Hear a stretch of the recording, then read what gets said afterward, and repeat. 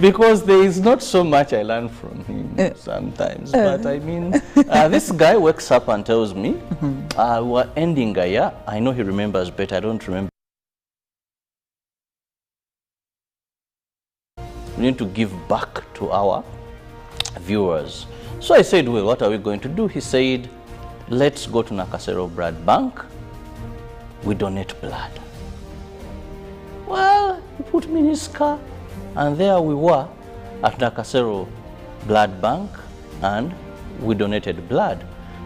And I found it was easy, so over a time, we began going and donating blood at Nakasero. I make it almost every after 5 months. I make sure in a year I donate blood twice. In a year, twice. When the year is ending and when the year is beginning. So, because then when I was there, I was taught much more how relevant blood donation is, and I got to know that it is a shame, by the way, Philo, that Ugandans will depend on students for blood. Most of the blood collected is from academic institutions. That's very, very true. Secondary schools. Yes. Sometimes universities, but we are poor when it comes to the blood donation culture. And you find that all the time, our blood banks are operating in deficit. You know, Robert, I have seen very many blood drives being pushed or fronted by several corporations or organizations in Uganda.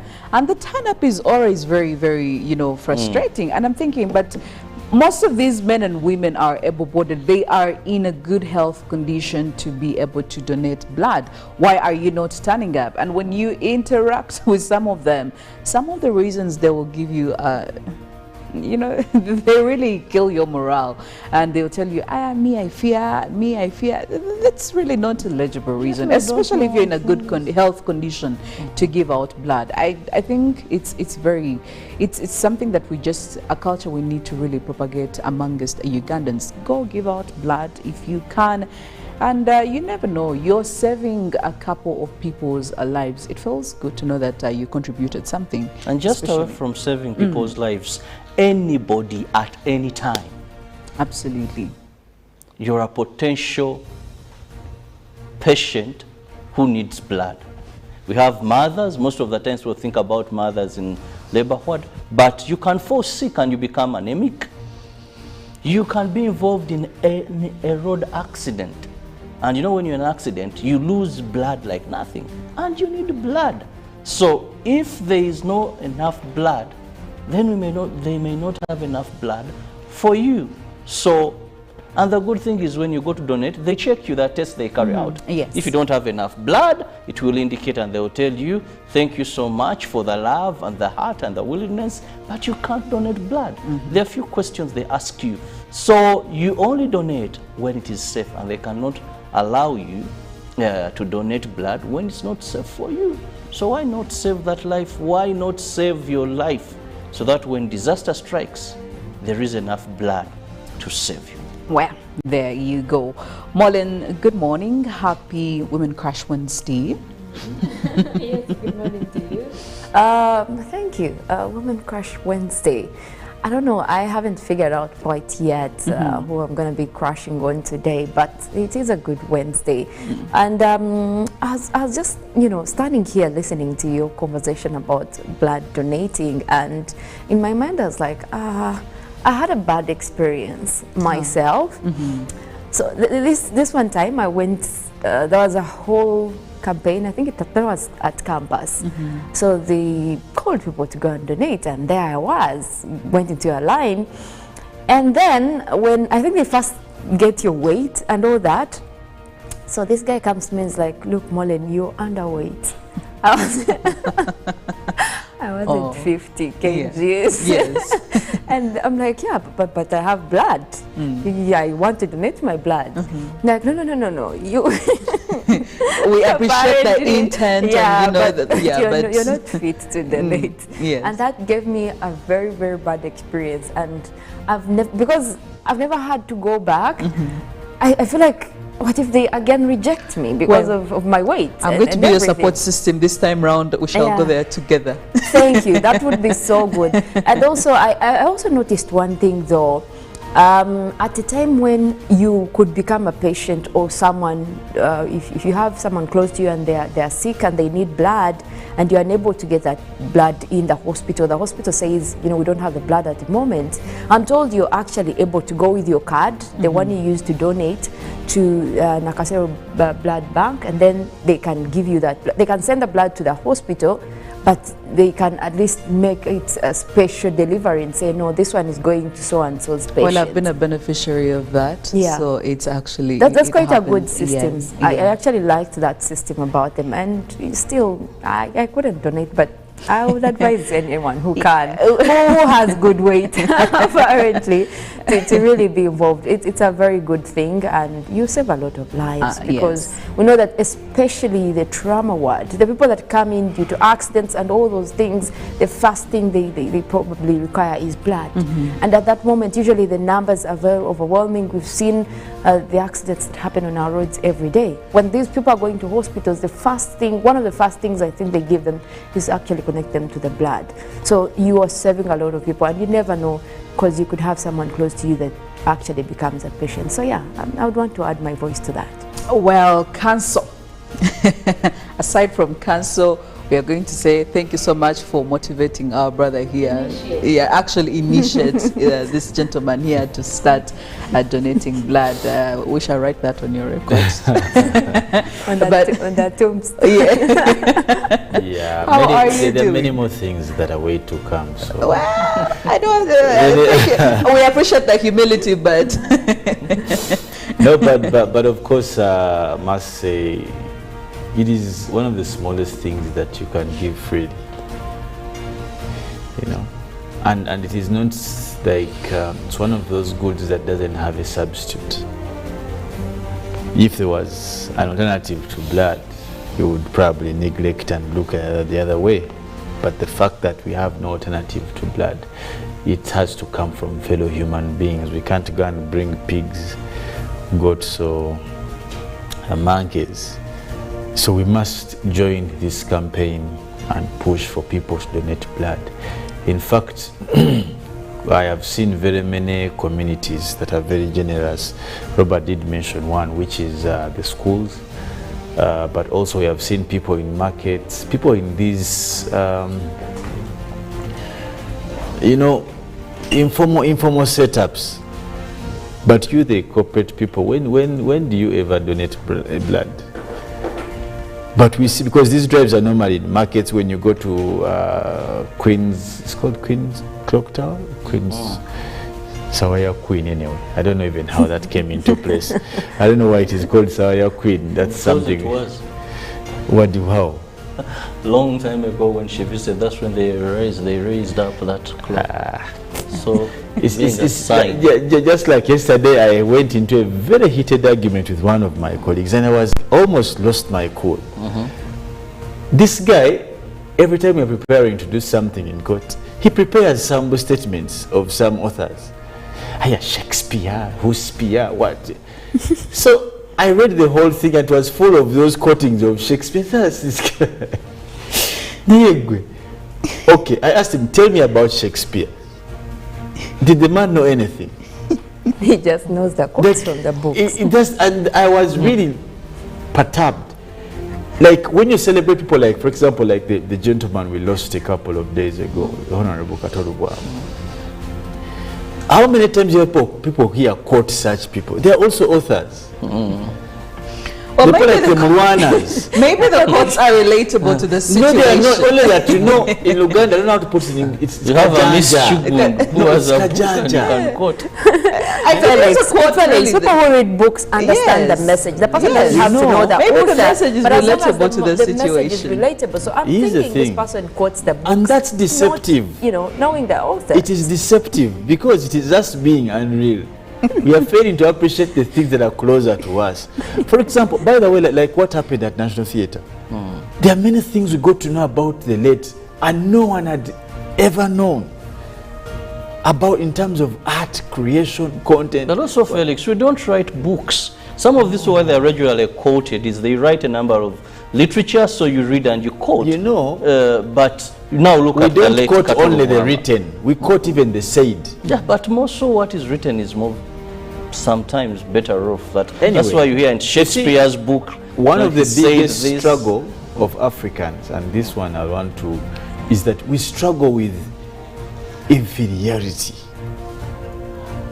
It can't be Philomena, Shatasowa, it can't be Robert, it can't be Molen, even when it is actually. When Molen says it is not a big deal, but let someone else say it. We struggle with self-actualization. We never feel like we deserve the glory. Like that Pope, it has to be somebody else.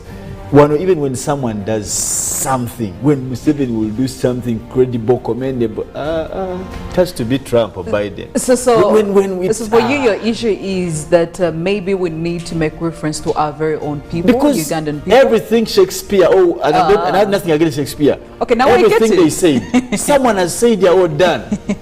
So we should use reference to our Ugandan people, and that's the attitude, Philomena, we have to create. Because that helps build esteem. Okay, well, that's a valid point. Like it helps. Does it? No, honestly. You know, like for example, Robert has been on radio for how many years? But because people don't want to pay attention, because there's the Barry Francis of this world, who quotes him? Yeah. The Drake Sekebas, they have done in media, in what? But no one never booked about because they didn't put their stuff in writing. How do you celebrate Larry King and not celebrate Barry Francis? Has Robert written his quotations down? You don't have to write. But the how are audience people going to quote it? You want us to be writing notes while someone is speaking so we can quote it in future? I'm starting a book today. Thank you, Robert. And I love the fact. No, honestly. I would be very excited today as you crush on women. Yes. Let's be honest. The Honorable Rebecca Kadaga has been in governance for over now 30 years. Do you know the kind of... And you see, you know, sometimes black people or people draw back and they're like... Because no one feels like they have not been brought to the place where they can share some of these things. You know, when, for example, when some of us watching local content, no one recognizes. No one recognizes. But can you imagine if you had a discussion about parliamentary, maybe leadership, with a person like the Honorable Rebecca Kada? How much she can tell you? How much? Because she has been in for like all these years. But who's talking? The people like Kanye Hamba, no one. But every lawyer is quoting Justice Dicey, Atkin. Those are UK judges. I am glad you're calling out your people. I'm glad that we have decided to call honestly and truly, like I think there's a lot that we need to do about, and we need. You see, it's easy when we make our people feel appreciated. That's not what they're going to do. All these things you're telling them, writing books, you know. But we need to motivate people, speak praise to them, because they deserve something. The people need to give. They need to give you reason. And this has nothing to do with politics, religion, Let me also appreciate good is good. Someone. Yes, Robert. He has talked about appreciating people. I want to appreciate the Queen of the Renzuru Kingdom, who has stood by the side of her husband since 2016, when he was arrested, until yesterday when all charges against him were dropped. Yes. Few women from glory to such stand by you. You may look aside and she's nowhere. Recently we saw a clerk of, I think it's IBC something, where his mother, the wife, was involved. So if a woman, a queen, has stood by Charles Wesley Mumbere for all this time till now, I want to appreciate that lady. Yes. So this Wednesday you're crashing on her. Felix may not, but when a storm strikes, no. By the way, Felix is with you on this one. He's with you on this one. When a storm strikes, that's when you understand that this was not a better half, but a bitter half. Well, it's good morning, Uganda. We could go on and on, but I did see people... when God was making women, he didn't do anything I did else. see people celebrating, dancing and all of that after these charges were actually dropped. And actually, he was also DPP. pardoned. On top of all that, he was pardoned by the state. Yes. He was allowed to go back to his kingdom. But the two people who are charged with him were not actually. They are still, I think that is the Prime Minister and another... They never applied for amnesty. It is funny. You think? Yeah, because the Prime Minister, their lawyer said when they talked to the Prime Minister, he said he didn't understand what amnesty was all about, so he didn't apply. He said he needed time to first look through. Let him take all the time he wants anyway. Well, that's his problem. We will take you through some of the stories that did happen yesterday, locally and internationally, for you to catch up.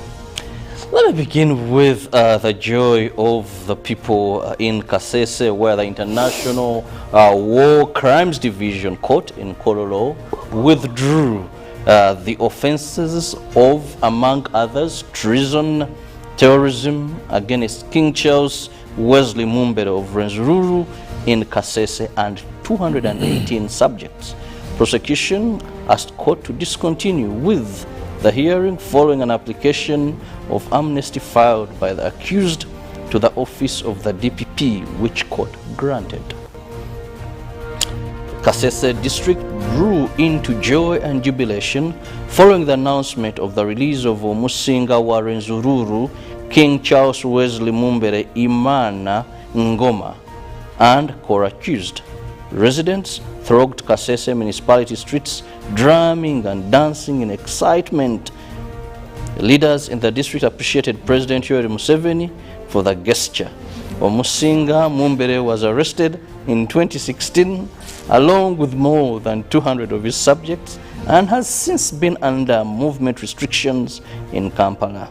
Immediately after the ruling, the remains of the palace bombing, which have since been under siege, also were left free following the pronouncement of the withdrawal of King Charles' case.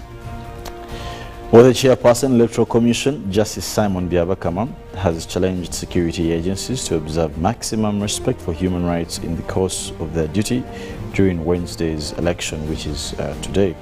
Now, Byabakama convening all stakeholders in Bukedia ahead of the Wednesday by-election. Meanwhile, police have also beefed up security in the area for preparation of today's elections.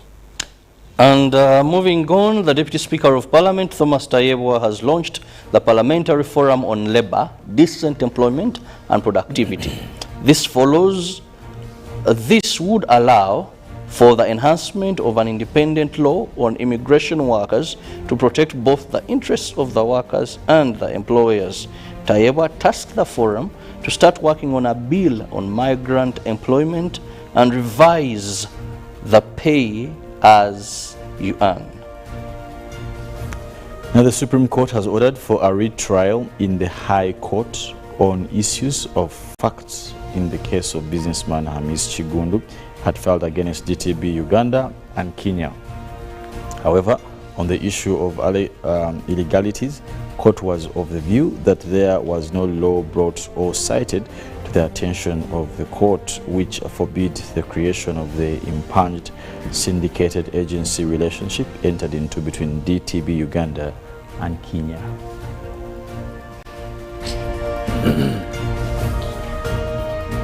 And across the globe, Donald Trump is returning to New Jersey after pleading not guilty to historic charges of mishandling sensitive files at a federal court in Miami, Florida. Mr. Trump is the first U.S. president, current or former, to be hit with a federal criminal indictment. Now, arms crossed in a dark suit and red tie, he sat in stone-faced silence for his second court appearance this year. The Republican will travel to his golf club in Bedminster, where he will address supporters on Tuesday evening.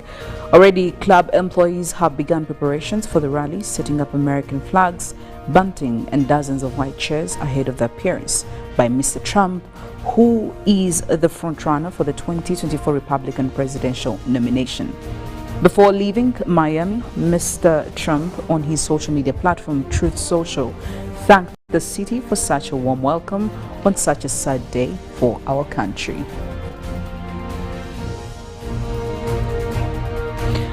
Malaysia is seeking Interpol's help in tracking down a New York-based comedian who joked about the missing Malaysia Airlines flight MH370. Jocelyn Chia, a U.S. national who grew up in Singapore, is being investigated under laws related to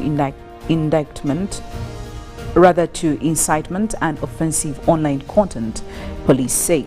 Her joke, posted online last week, prompted an official protest from Malaysia and an apology from Singapore. MH370 went missing after taking off from Kuala Lumpur in March 2014.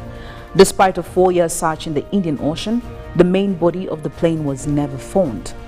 All 239 people on board are presumed dead. On Tuesday, Malaysian National Police Chief Sani Abdullah Sani said an application was going to be filed with Interpol to get Miss Chia's full identity and latest location.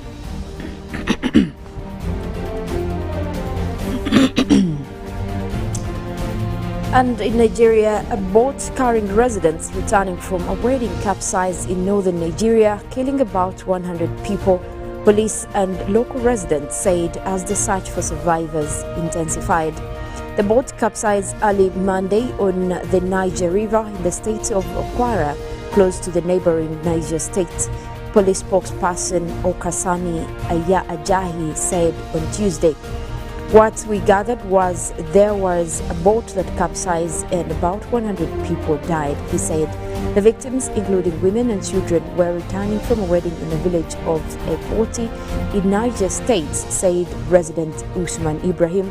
It was not immediately clear whether they were survivors.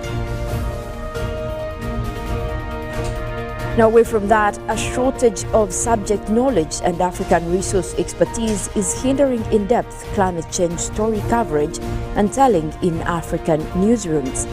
These deficits, coupled with the majority of climate change discussions in African countries being driven by Western experts and organizations over the last 2 decades, have led to local news media outlets finding it convenient to rely on international agency-produced copy that gives prominence to foreign voices. Festus Eri, an editor and columnist with Nigeria's widest circulating newspaper, The Nation, notes that despite the precedents, journalists need to know that there are experts doing work on environmental and climate change issues across the continent. It is for journalists to understand that local experts are just as knowledgeable about local conditions as their US or European colleagues, he said.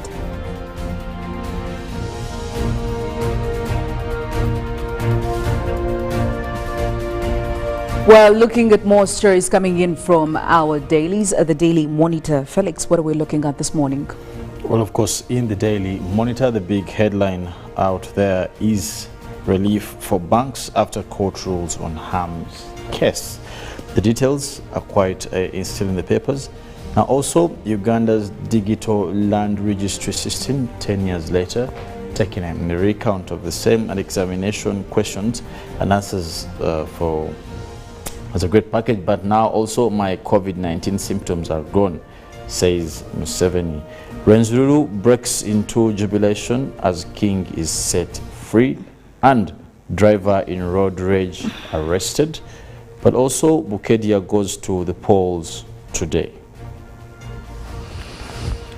Later on, we'll be sharing with you more stories from papers across the region. But for now, we will go for a break and definitely listening to a song coming in from one of the greatest women of all time. When we return, we'll be having more discussions on the newsreel, not forgetting updates coming in from Mullen on weather and climate. And also traffic updates. Before we go, Molin, yesterday the rains that really submerged most of Kampala roads, it was crazy. People did not see this coming. I didn't see this coming either. You know, when I saw the clouds gathering up there, I actually thought it was going to be minor, but the stories I kept seeing, it was really awful. It was a huge storm, and we did see some flooding for some areas. some of the roads here, by the way, even between the potholes and everything, it's kind of really a sad situation when we have such a huge storm. But also most of these rains that come in an off rainy season are usually that rampant. They're associated with strong winds and all that. So, and again, this is still a call we make to city authority to make sure that they have cleared most of it, because it's actually very, very difficult to maneuver through Kampala roads when it's raining. You don't even remember where the pothole is, and that's the problem. That's true. And we still give the same advice: be careful when it has rained, especially when you're going to cross a road where it has flooded. But it's even better you wait it out until it clears, and then you're able to go. So I saw many rivers. There was a certain point where I saw a traffic policeman who was half of his body was submerged in water, and I was thinking, oh wow, this is so bad. Very, very bad. Well, we'll be getting more updates, of course, from Molen March later on, so you want to stick around for that. We will be back after the break. Good morning. Live from UBC Studios in Kampala. This is Good Morning Uganda. Be very excited. Today, as you crush on women, let's be honest. The Honorable Rebecca Kadaga has been in governance for over now 30 years. Do you know the kind of... And you see, sometimes black people or people draw back and they're like... Because no one feels like they have not been brought to the place where they can share some of these things. When, for example, when some of us supporting local content, no one recognizes.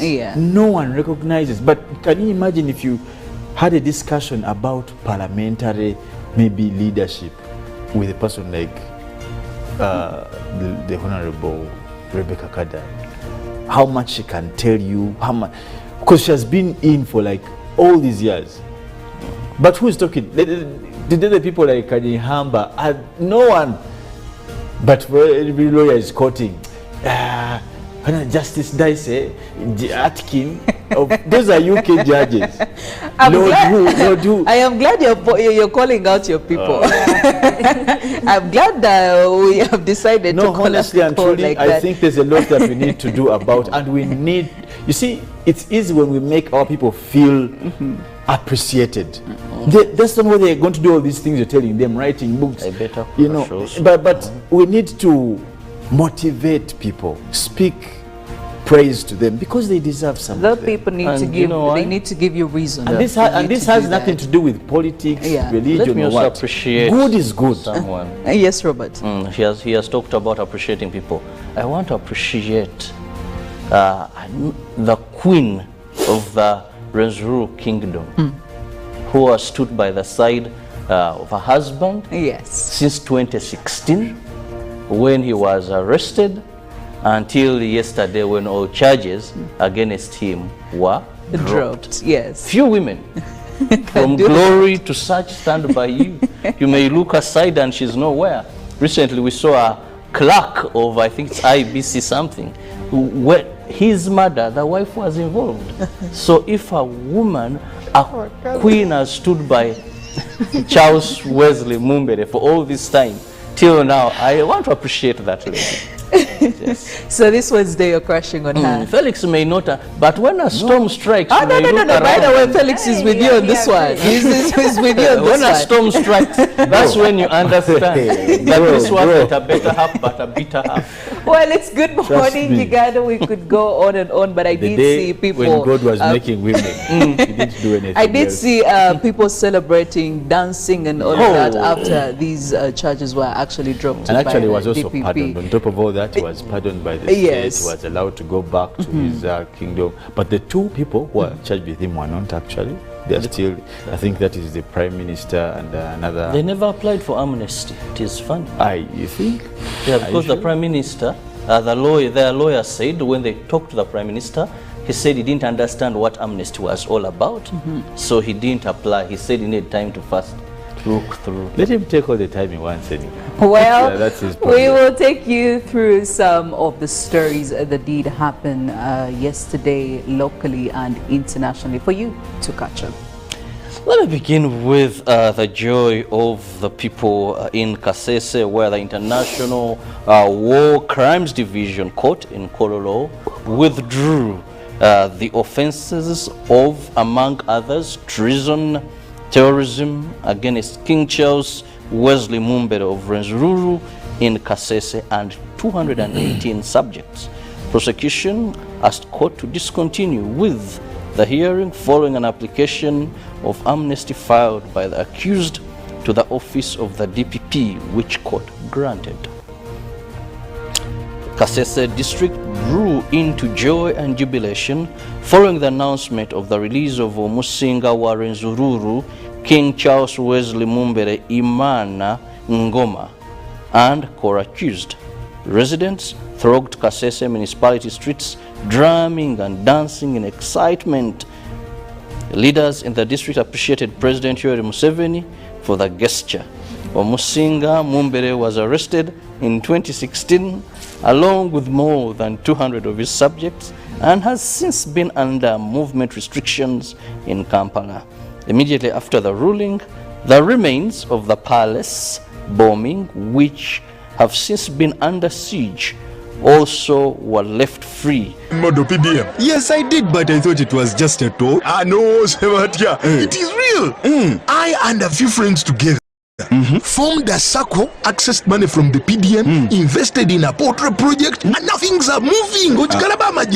Joko. I thought I was one of your friends. Following the pronouncement of the withdrawal of King Charles' case. Well, the chairperson, Electoral Commission, Justice Simon Byabakama, has challenged security agencies to observe maximum respect for human rights in the course of their duty during Wednesday's election, which is today. Now, Byabakama convening all stakeholders in Bukedia ahead of the Wednesday by-election. Meanwhile, police have also beefed up security in the area for preparation of today's elections. And moving on, the Deputy Speaker of Parliament, Thomas Tayebwa, has launched Egypt, such as Cairo, Giza Pyramids, Saqqara, Memphis, and many more that will offer the gift of a lifetime, the chance to unlock all of the hidden powers of mind and soul, gain the enlightenment of the past and the future, and develop the power of healing. Departure will be Friday 16th up to 23rd June 2023. Basic package starting at $1,200, 8 days and 7 nights. To register, come to Gotove Tours and Travel at Nalkwego Complex Suta, UG's Extender, George Street, Nakasero, or call +256 758 530 059 or +256 784 568 392 or WhatsApp +256 782 556 078. Only few slots are left. Powered by UBC Television.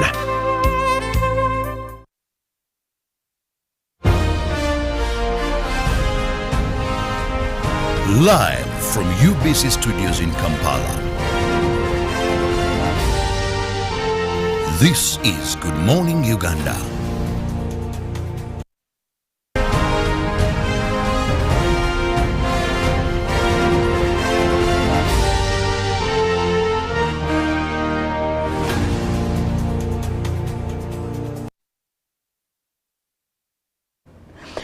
Good morning, Uganda. Welcome to the newsreel. 4 minutes past 7 a.m., 14th of June, 2023, Wednesday. My name is Philomena, and of course, with Robert Chirabonyonyintono and Felix Nkonda. Well, today's story quite much interesting when it comes to labor, both internal and the externalized labor.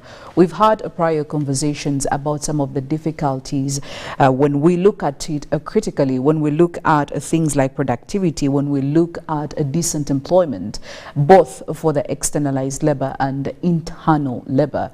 How well are we doing? We've seen media being awash of all these stories, especially this time around when it comes to externalized labor.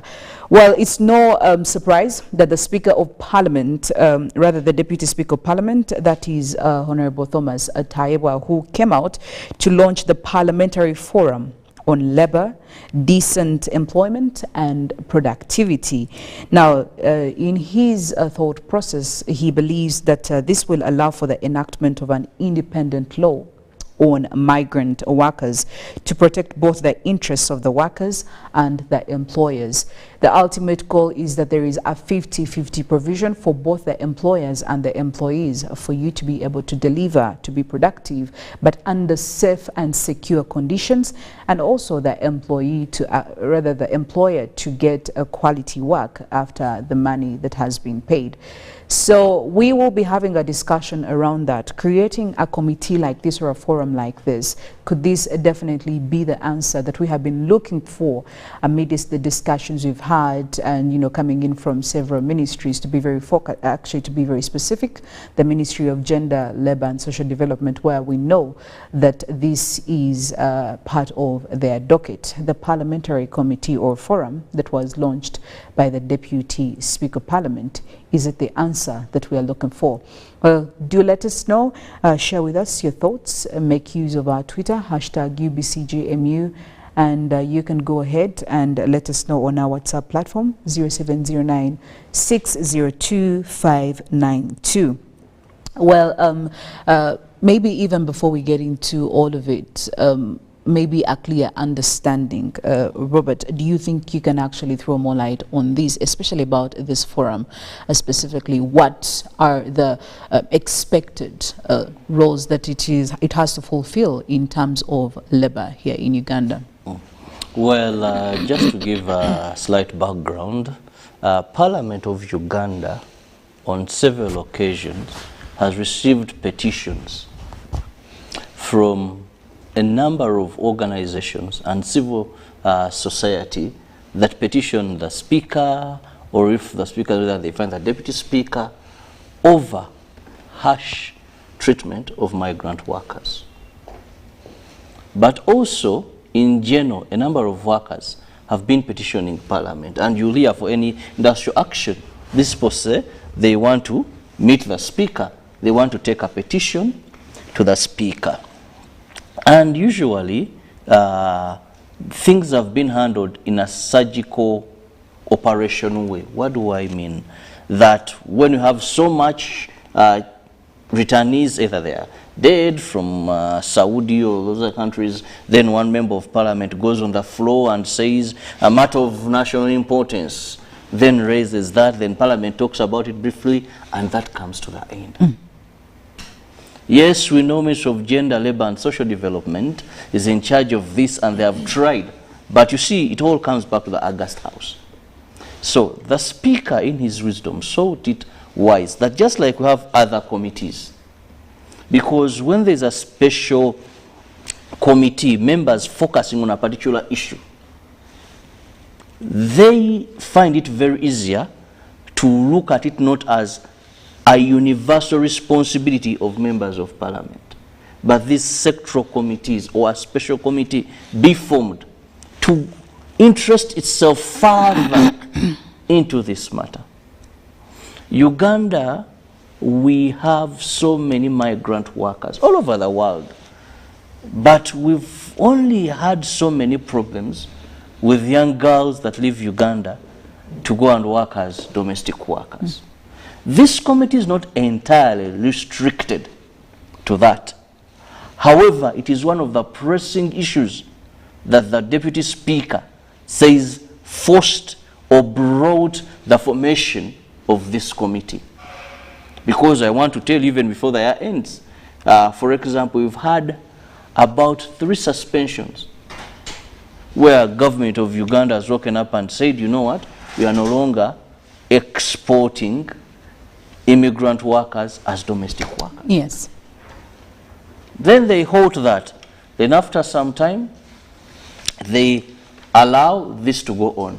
So with the formation of this committee, there will be proper direction, more interest, more cause of action, more flow in of information, and of course, Parliament is where we see regulation being done and pushed forward. Then that will also make it very easier for these voices, for these problems, to better be addressed, because these are people within the House.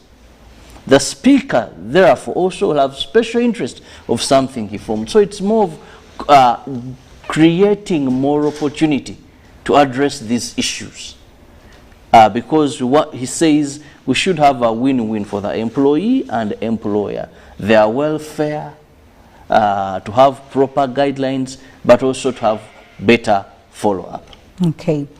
Well, again, focusing on some of the responsibilities, which again we would really want to assess if there is a possibility or ability of this forum to fulfill.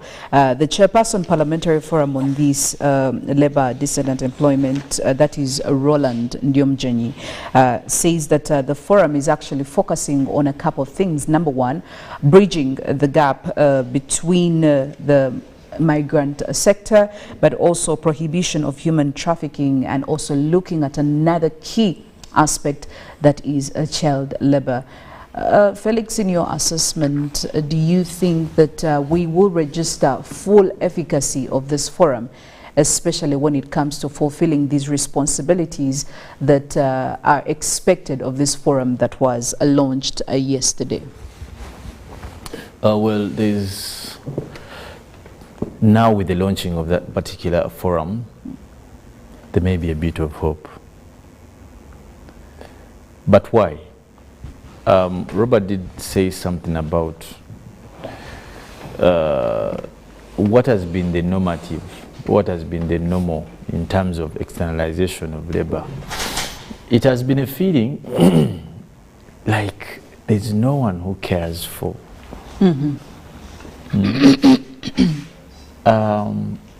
The industry of externalizing labor was by far left to private individuals who don't have the knowledge, the skill, the background, let alone, of course, also the professionalism to execute it well to the latter. That's why you've seen a lot of extortion, a lot of abuse, a lot of deaths as well, sexual abuse, theft, deception surrounding this industry. The truth of the matter is that this industry is very, very rich in terms of money. But later on, most of the wealthiness we see has something to do with exploitation. Now, the reason why all that happens is because it manifests as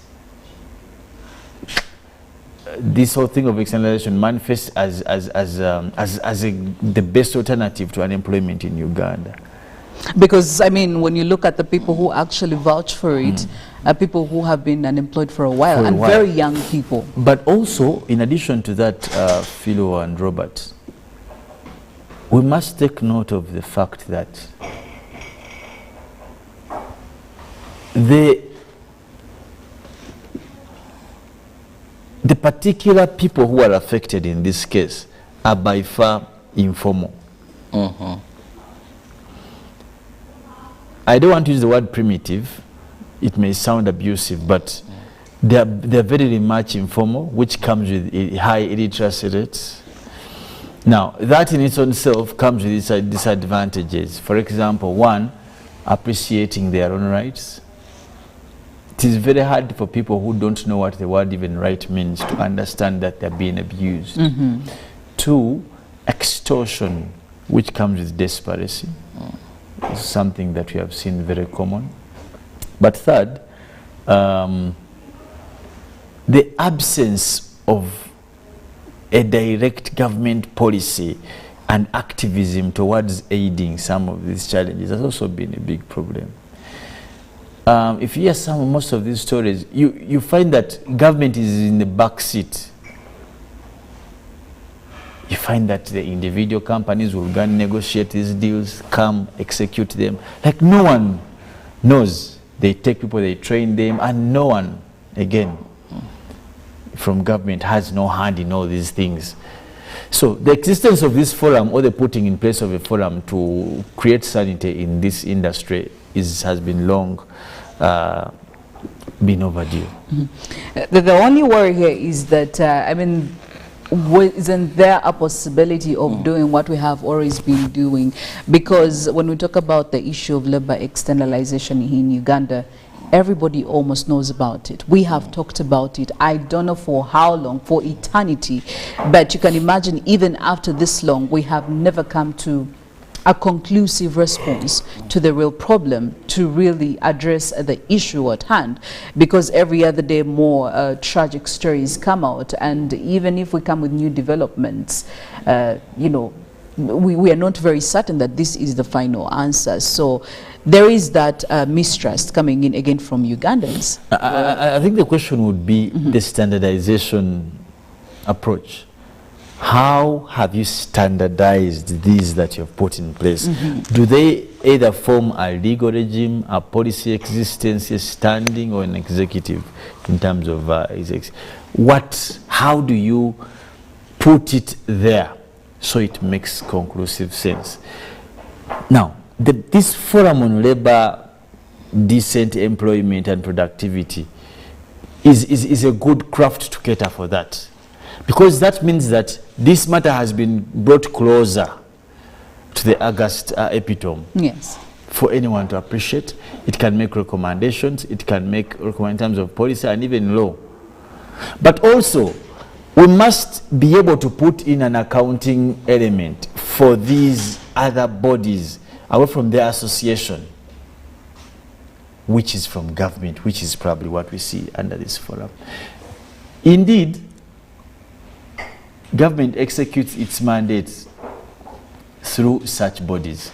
You may not see government in particular coming out to say, but when such bodies are in place, at least you're sure that even if there are cases or allegations that are to come, they have somewhere, you know, there's somewhere you'll hand them away from just, you know. So I think for me this is timely. But yesterday when there was the launch, I noticed a couple of, you know, of course, people, stakeholders and what and all this. Many of these challenges are also covered under the Employment Act. Yes. How to treat. But don't forget, the Employment Act has jurisdiction only in the country here. So now we're talking about externalization. Now, it means away from these benefiting parties, these companies, government must find its position to be a part of these agreements, the joint execution agreements between Ugandan companies, and to be able to scrutinize and see what's been agreed. And this will help in terms of finances, in terms of also protecting these young girls and men who go for. I've not had very many men who have been abused on externalized labor. I don't know. The women are actually more dominant on this. But maybe if I may, it's like that? If I may chip in, I'm very optimistic that this forum will work if two things are factored in. Now, when we talk about the problem of migrant workers and the good thing you've been asking, why do we see more women than men? Yes. And why particular do we see domestic workers? Now, first and foremost, we must understand that in 2017, government of Uganda came up with a bilateral agreement on labor externalization with the Kingdom of Saudi Arabia, and we later had one with the Hashemite Kingdom of Jordan, but it was suspended till now. So, for the only country that we can have domestic workers go and recognized and seemingly under protection of government is Saudi Arabia. If any girl in Uganda is working as a domestic worker outside Saudi Arabia, government of Uganda has no way it can protect you for now, because with those countries, they don't have bilateral agreements. There are no agreement, yes. That these are the terms and conditions for you to take these young girls to work. Robert, do you mind if I also chip in like you chipped in? Probably purposes of helping our viewers. You know, the best way to abscond from responsibility is take no responsibility at all. I don't know how much you've traveled, but I know that you have traveled. When you're traveling, the place you're talking about, you said Jordan? It's Saudi Arabia. For where government has bilateral relations. No, the one where they don't have. others? There are any other aside from... I don't think that place is in East African community that you just need an ID to go. You'll go through an airport, you'll get a visa, if I'm not mistaken. And the visa you get normally describes the kind of visa you have, work visa, what. You know, let's be honest and tell the truth by the way it is. There are many laxities with our systems. And that's why I wanted to first, before you interjected, I was trying to show you where I'm getting to. Now, when I say that, apart from that country, these other countries, if someone is leaving Uganda, according to what we have today, and you go as a domestic worker, they consider you as a person who was trafficked for that work. Because here, you're not given, it is not considered. Even if you went to Ministry of Gender, Labor, and Social Development, yes, and you want to seek work permit or what, and you gave as a domestic worker, you're not given. Because they are saying, we still want to have proper means of protecting you when you're there. We are in talks with a number of countries, and we want to have terms and conditions. However, where I'm saying I'm a bit optimistic that this will work, since 2007, this has been the biggest challenge. That even where we have bilateral agreements, and even we have a system that when the jobs are gotten in this country, the government of Uganda and the government of Saudi Arabia have a system that it's called Musaned, where they can know how many contracts are coming in, who is taking which contract, who is taking which girls. Since 2017, there was an agreement that for proper monitoring of these girls when they are there, government of Uganda must send attaches, like representatives, labor attaches in this country. And the role of these labor attaches was that if a young girl in a house has a problem, instead of just reporting to the company where she was handed over when she left Uganda, they can actually report to the attaches. They have an authority, a government authority. Because, for example, if a girl is in a house of a general, how is Ashe Chitandwe and Jazzy and going to knock at that door? It would be a very wrong process. And the other government accepted. But years down the road, government of Uganda has failed to commit itself to send this attack. So is that where the laxity is? There are some of the issues why they are saying that every time they needed pressure to push government. That this is one of the areas that brings in a lot of money in this country. If we can have 5 people catered for by government, best there, because the other government is waiting and they have theirs prepared, but comradeship. So, when I was listening to some of the people under whether these organizations that were there, they have always said, if we have a forum like this one, maybe we shall be better listened to, so that we have a voice through which we do not have to say we are seeking an appointment with the speaker over and over, with the minister, but we have a parliamentary forum that can be a voice working closely with us to solve this issue. However, also we must understand that as much as government has had efforts, for example, my brother talked about the trainings, government put mandatory training centers that for any girl to leave Uganda, they have to go for training of 2 weeks in government accredited institutions. Yes. But we see a lot of so much milking in this sector, yet little is being plugged back. So unless this committee is going to look at these issues, and among which also look at a fact of conflict of interest. But I think it's also necessary for the viewer to understand when we talk about a decent employment, when we talk about efficient labor productivity, especially by these externalized labor, what are we looking at to be very specific aside from the usual? What are we focusing on? The employment terms, maybe salary payments, maybe the recruitment processes. What exactly are we looking at? If we can, paint a picture around that. First, I'll begin with what government considers legal. One, there is a written document detailing properly, designed by government of Uganda in connection with government of Saudi Arabia. And this document, every girl that leaves this country it is read to them, describing the terms and conditions, and they sign. However, when they reach there, things change. It talks about right first to communication. It talks about food. It talks about their protection in terms of security. It describes when someone is sick, how is that done. So the welfare is catered for properly. But remember, Felix brought a very important point. And he said, I want to quote, the man said, that, yes, I'm not going to quote. Well, we have to take our lesson. Yes.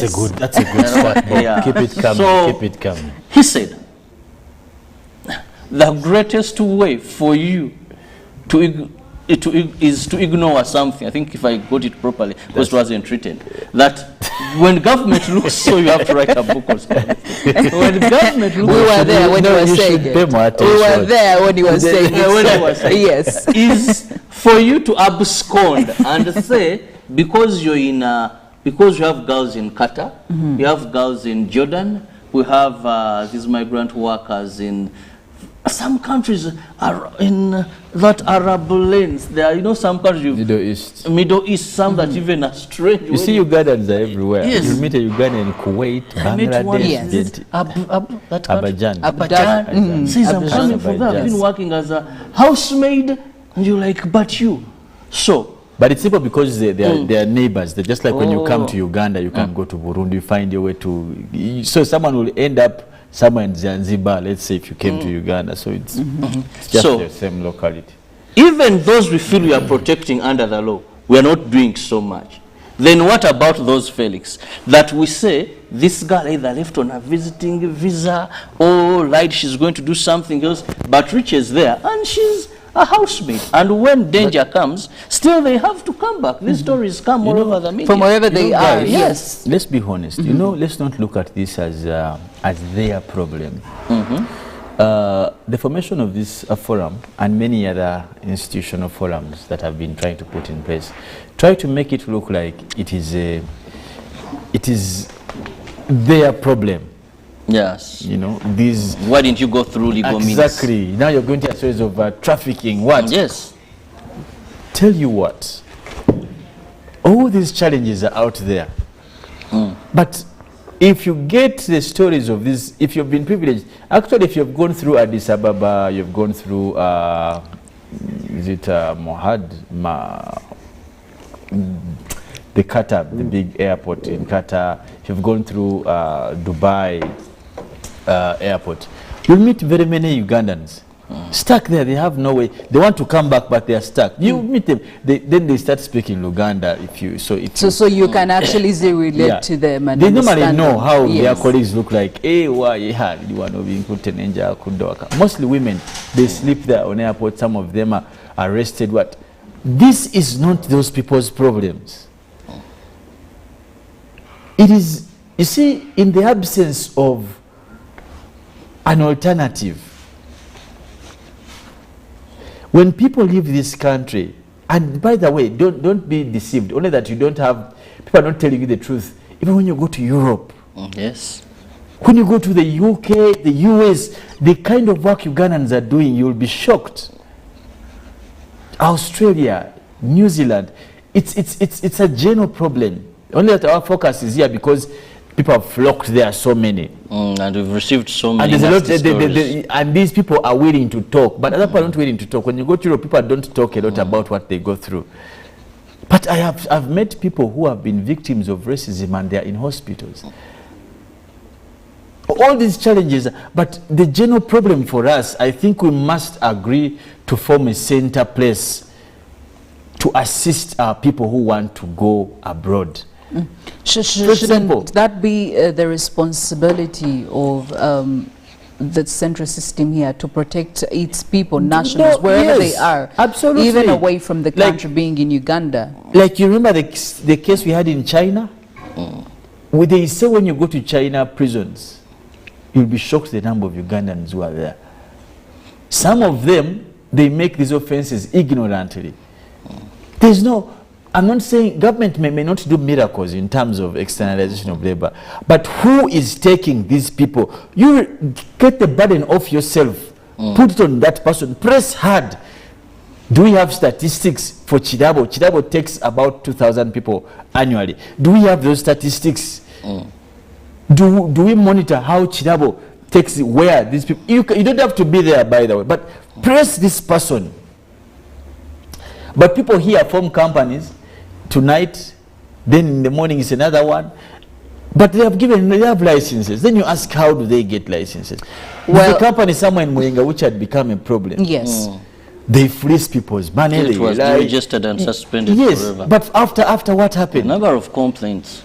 You get the... I think before we get into that, let us use the available institutions to see this matter to the latter. But even the ones we have are not well exploited. These girls go through the national airport. Who asks the relevant questions? I think our duty, because we may form a replication of these institutions, as many as we can. The Parliamentary Forum has come. Tomorrow we don't know, probably State House will bring one. Probably another committee will be they're going to keep on coming, honestly. But do we maximize their institutional agendas or mandates? There are laws here that touch externalization of labor. Government knows what to do. Well, there's a full ministry, just so you know. Joseph seems to be kind of in touch with what you're saying. Joseph is one of our viewers here who is saying that mistreatment of our girls that is going on, actually, that or people, most of our girls are facing mistreatment in Saudi Arabia, where we actually have a bilateral agreement, and our government seems like it's not concerned. And he continues to say all those arguments are on paper, but on ground things change when you get there.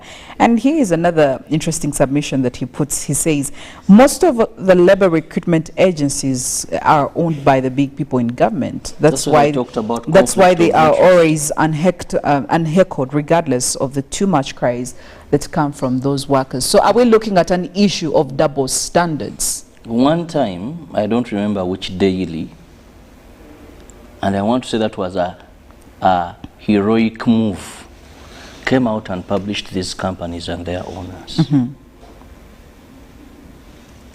And I want to tell you, because it was public information, owners of these companies were very alarming, very, very big shots.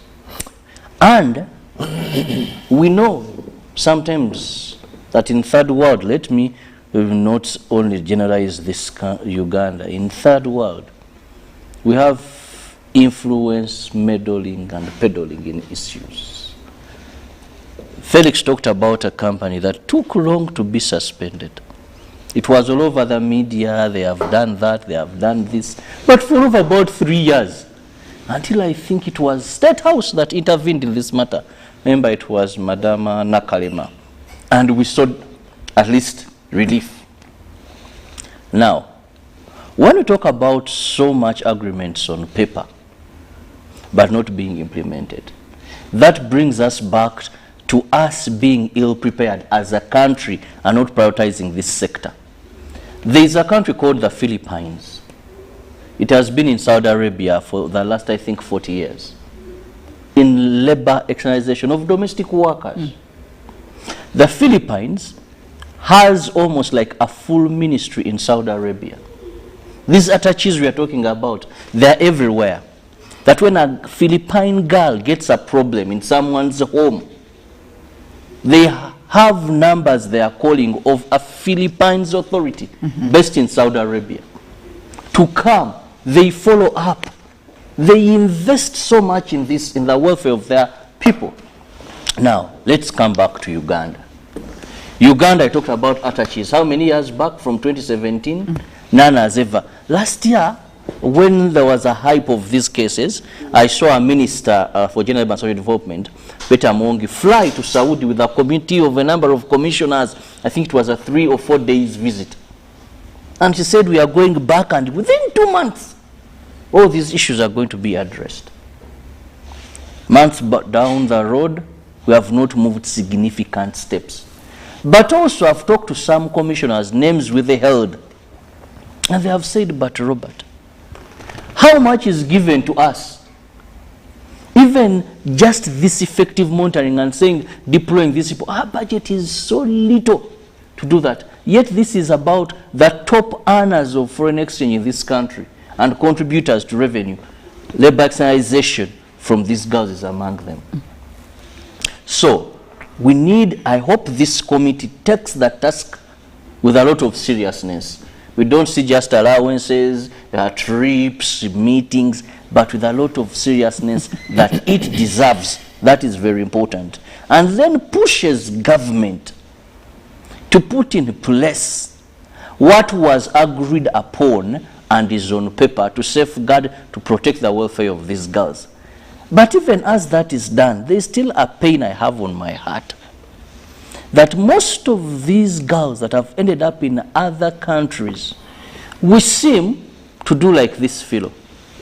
How did they get there? We have a systematic way of you leaving Uganda and going to work as a domestic worker. So if you left Uganda through, maybe I have Felix in Saudi Arabia, he's been there, he's working as a security guard, the boss liked him and gave him a house, and then the boss says we need a maid. So either they get visitors, whatever, then that girl goes there. We consider that girl as trafficked. And government will tell you, because there was a clear channel to go to. Girls in Jordan, girls in those other countries I've talked about, that government totally, because even in these countries, some of them don't have embassies. Yes. But of course, Ugandans will get there. We don't have embassies, so they will tell you that now. Which I always find very risky, because now where are you going to run to? Definitely, yes. You don't have any attention, you don't have an embassy where you can actually go and seek help or guidance or what. So we either tighten our gaps, like Felix said. How does this girl live in Entebbe airport?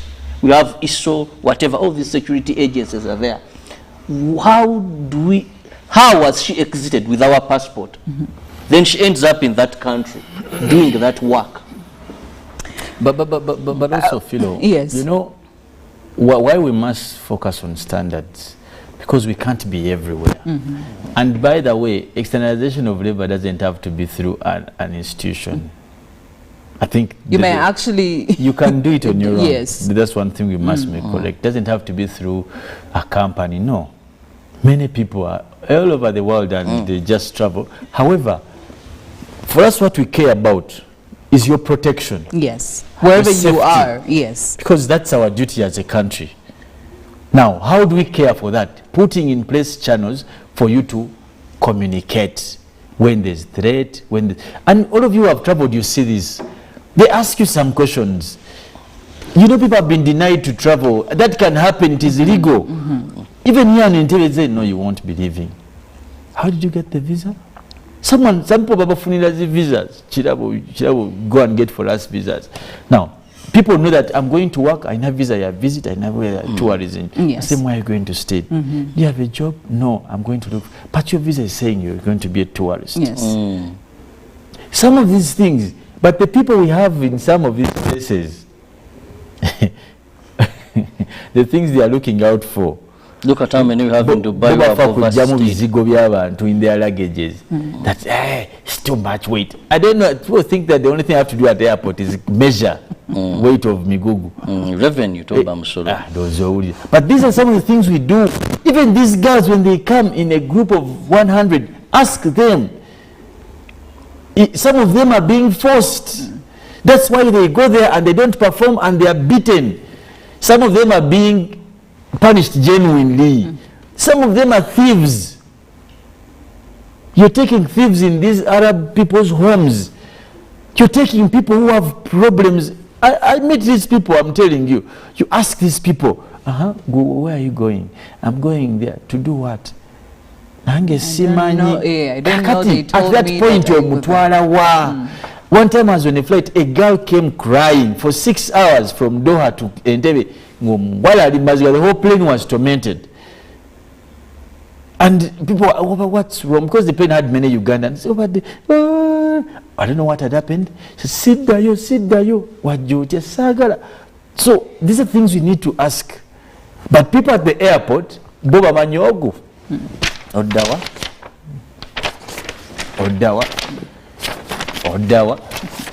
like, and these are institutional problems. When you go to other countries, this time I went to, I think, Thabo Mbeki, is one of the airports in South Africa.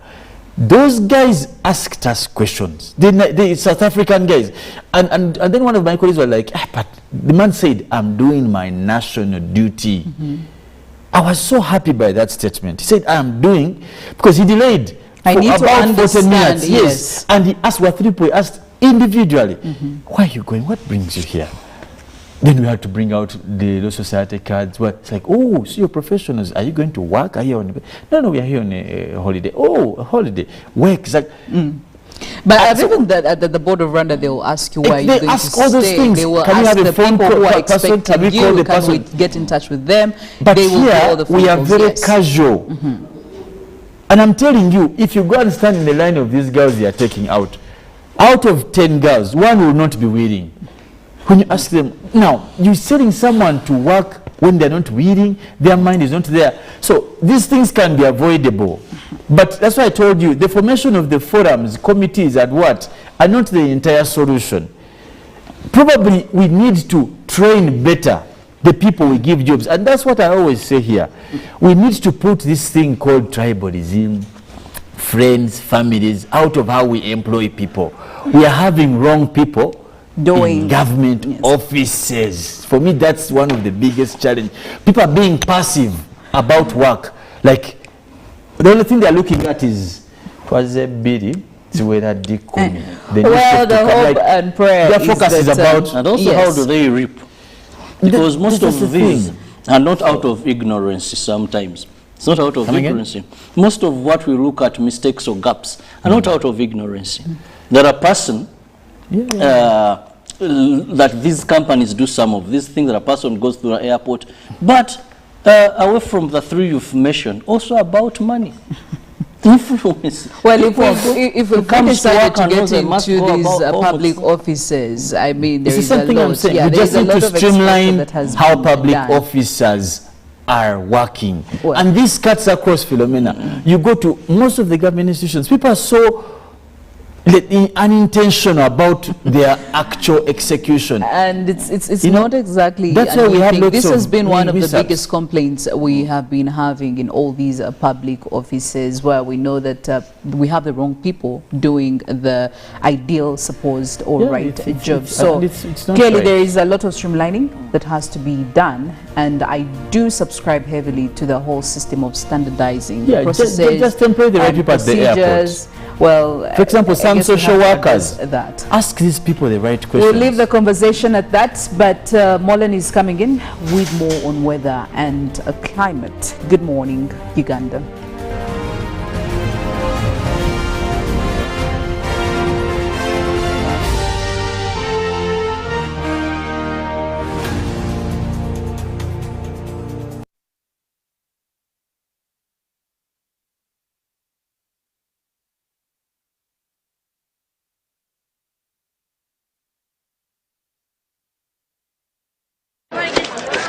Juko. Yo. Check the shopping, man. What's your secret? Haven't you heard of the parish development model PDM? Yes, I did, but I thought it was just a talk. No, Sebatia. It is real. I and a few friends together formed a circle, accessed money from the PDM, invested in a portrait project, and now things are moving. Juko. I thought I was one of your friends. You are. But you left me behind. I didn't leave you in poverty. What you do, just visit your LC2 chairperson and your parish chief and start the process of economic transformation. Just like that. The parish development model is an initiative from the government of Uganda through the Ministry of Local Government designed to transform all lives of Ugandans for the better. PDM, my parish, my development, my life.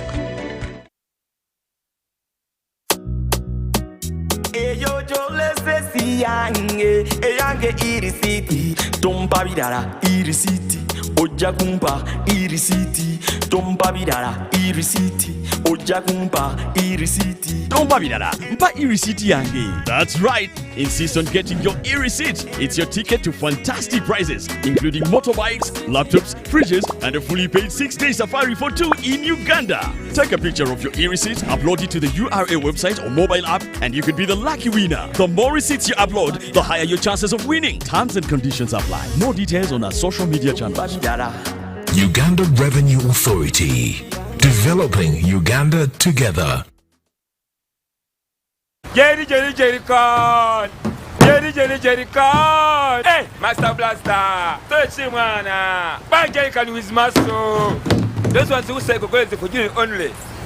Mundava. Best movies I teach you. But never go to which the squad because of the cover is very far. Is you serious? Is serious you? What? Yeah? You stay with your needs. Add kilometers to your legs and you get your sugar. We buy meat from Umaru and Umaru refuse to give you enough meat. Show him that they don't joke with you. Umaru, okukakaluka n'okulungi kwetaagako omuntu akuyambako n'olwekyo tujja kukuteerawo embeera esaanidde osobole okukola ekisinga awamu teri kitulema.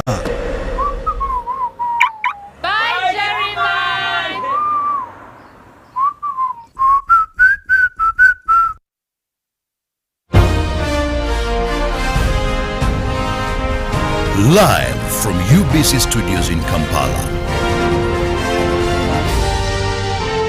This is Good Morning Uganda.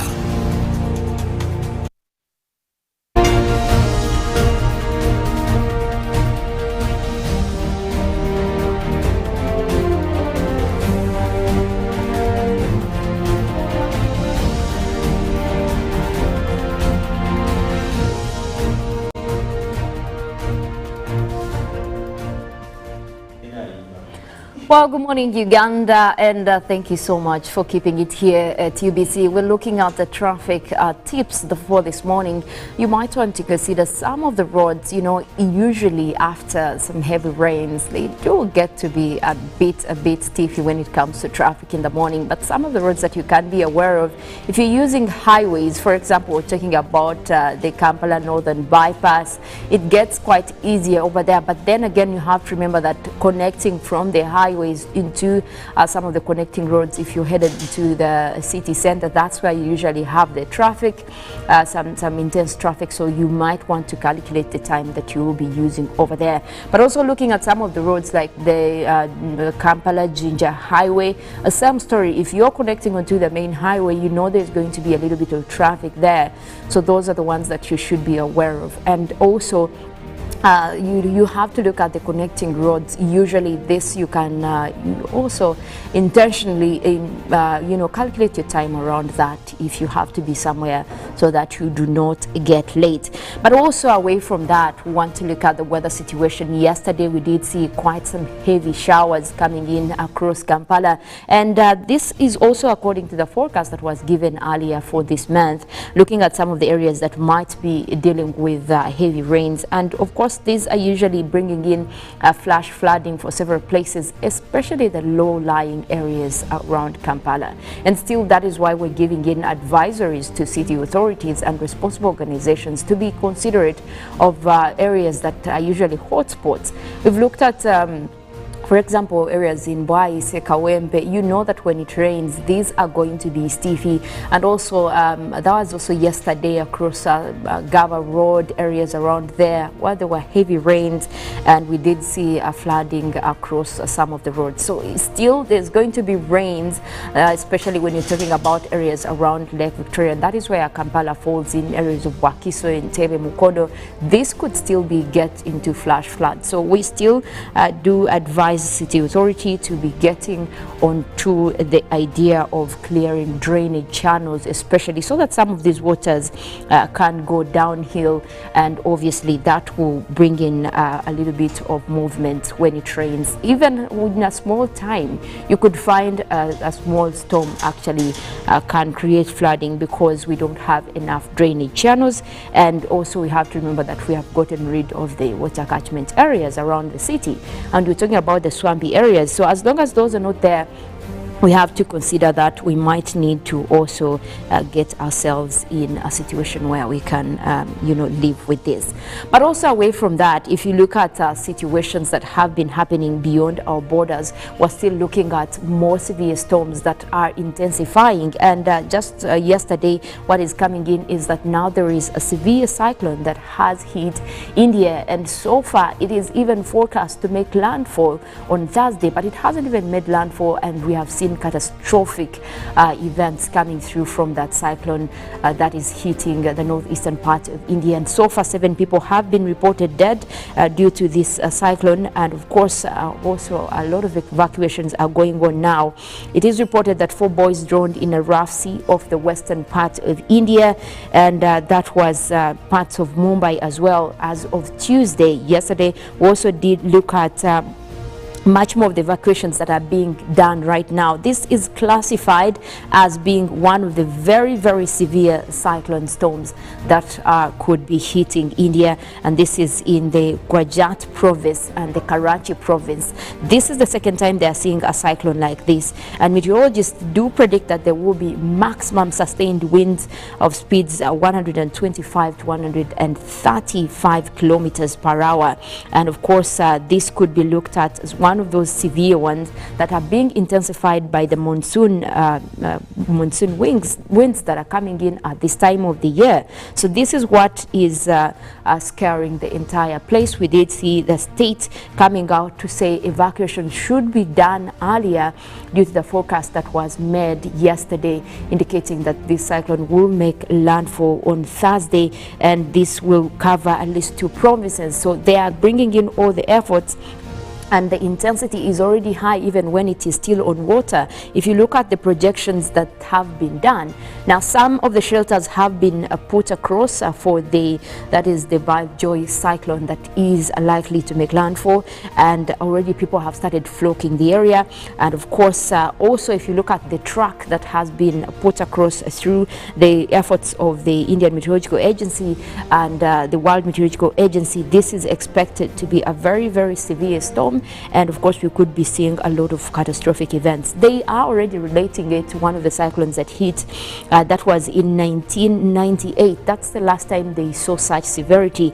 That one killed at least 4,000 people and caused hundreds of millions of dollars in damage in Gujarat area. That is the same area that is forecast to be hit by this particular cyclone, and we could be looking at thousands of people that could die from such cyclone. Now this is also extending towards parts of Pakistan, and what we're looking at is there could be very, very many states in Pakistan that could also be affected. Now in the neighbors also the civil authorities have come up to start up shelters for the people that will be going into these camps, and already governments say that this is obviously related to climate change, and they did ask the climate change minister in Pakistan, that is Sherry Rahman, to come up with scientific explanations and project some of these events, and of course help them with the course of how they can handle this.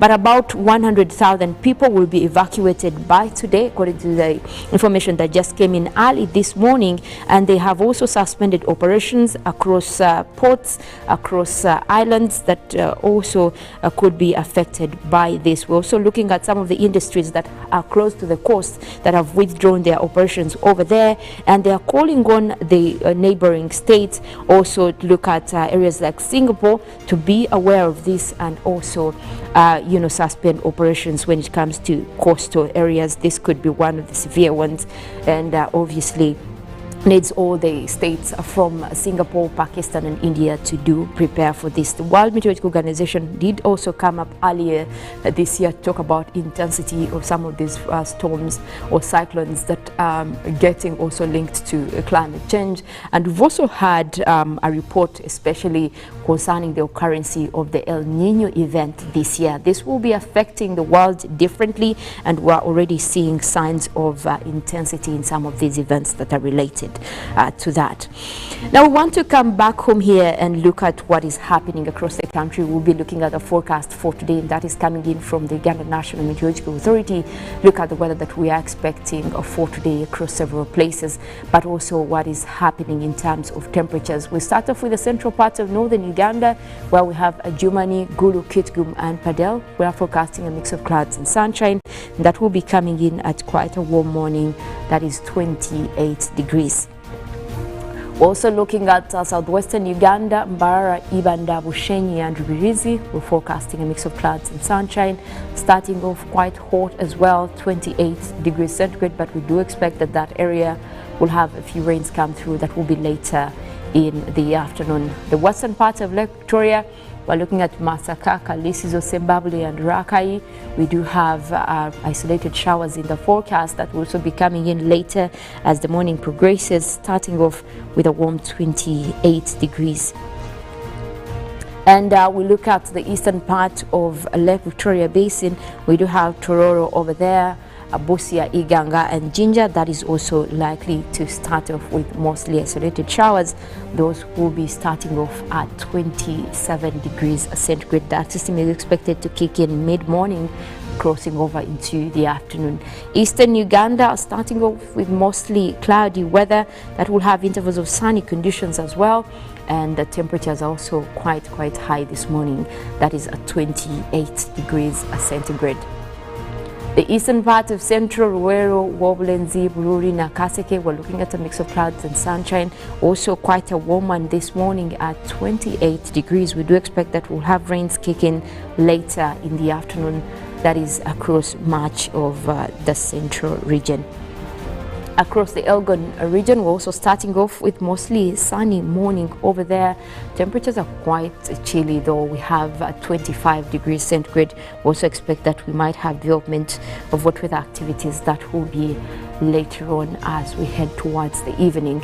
Across the central part of Lake Victoria Basin, where we have Kampala, Mukono, Interior and Wakiso, we do expect rains to come through later as the morning progresses into the afternoon as well, and those will be starting off with quite chilly 25 degrees. We do expect that that system will be spreading towards much of the Lake Victoria Basin as well. And we're also looking at more wet weather activities today likely to develop across the southern half of the country as well as the western stretch. So that is one that we might need to be looking at. Also, the satellites are indicating already wet weather activities that are starting off the islands of Lake Victoria.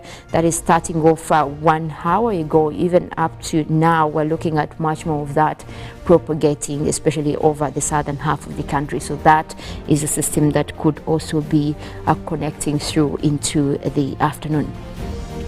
Well, we'll leave it at that. We do have Good Morning Uganda agenda that will be coming in right after this. Later than that, we'll also be going for sports highlights. My name is Maureen Kenyana.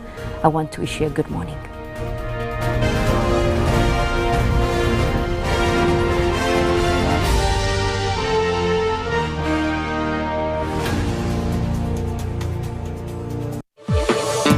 With freedom. Get MTN Freedom voice bundles that don't expire. Dial *100 *21# or my MTN app for more bundles. Together, we're unstoppable.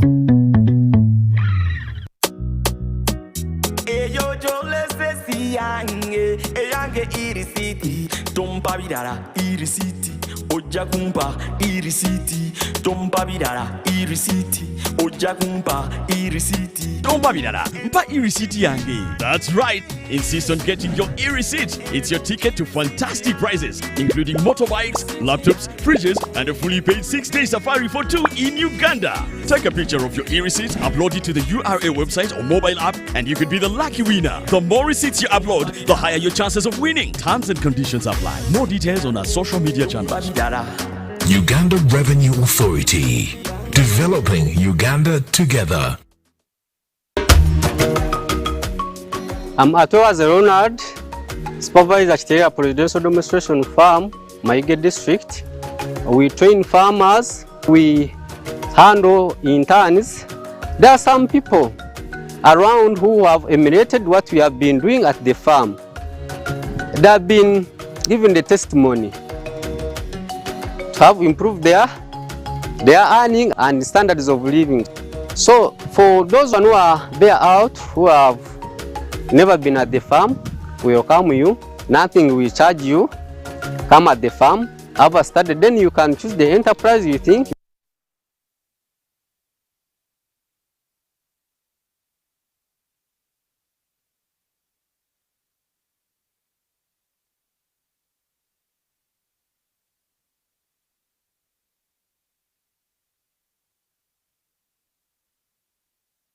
Magical Egypt Tour 2023 is here. A heavenly miracle waiting across the natural and divine attractions of Egypt, such as Cairo, Giza Pyramids, Saqqara, Memphis, and many more that will offer the gift of a lifetime. The chance to unlock all of the hidden powers of mind and soul, gain the enlightenment of the past and the future, and develop the power of healing. Departure will be Friday 16th up to 23rd June 2023. Basic package starting at $1,200, 8 days and 7 nights. To register, come to Gotove Tours and Travel at Nalkwago Complex Suta, UG's Extend, George Street, Nakasero, or call +256 758 530 059 or +256 784 568 392 or WhatsApp +256 782 556 078. Only few slots are left. Powered by UBC Television.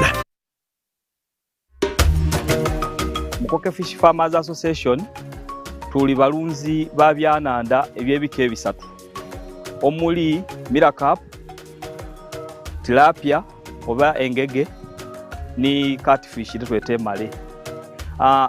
Group eno twatandika twali abantu basatu nga tulingirira obwetaavu obwebyenanda obwivwa eno okubona nti tufuna okasente akava mu maadi agali gatambula butambule nga gatubita ku wano ng'ekirabo. Twatandika ni fish pond ndala mu mwaka gw'2018.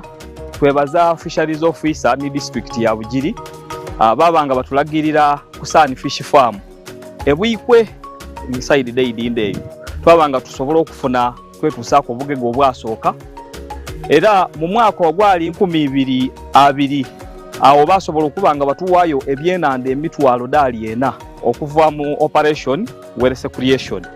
Era okuba yongerezaako emmere yatuweebwa okuva Ugachik Poultry Breeders. Twasobola okuba nga tusoloza akasente akawerera obukayire nga 42. Twasobola okuba nga tubuinvestinga oba okubona nti twongerezaako ku bimu ku bintu bye tukola gano. Twebaza gavumenti yaife okuba nga buli saawa efaayo okuba nga efeeri y'Abannayuganda.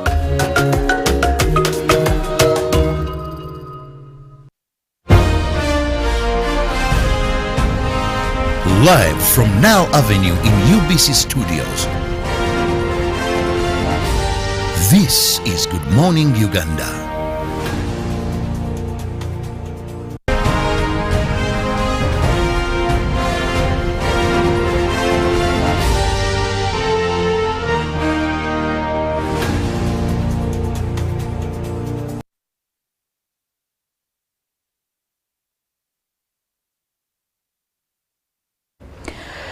Good morning, Uganda. 4 minutes past 8 a.m. 14th of June 2023, a Wednesday. My name is Philomena Masco. Thank you so much for joining us. Well, if you have joined the party, it's never too late. Still having wonderful, insightful and exciting discussions here on UBC TV, where definitely we encourage you to partake in these conversations and let's share. We want to hear from you as much as you are hearing from us. Well, the agenda this morning, looking at quite a topic, very, very interesting, a story that has been trending almost on all Ugandan lips lately when it comes to the number of men, specifically, who are asking for DNA tests. The numbers are growing, suspiciously growing high.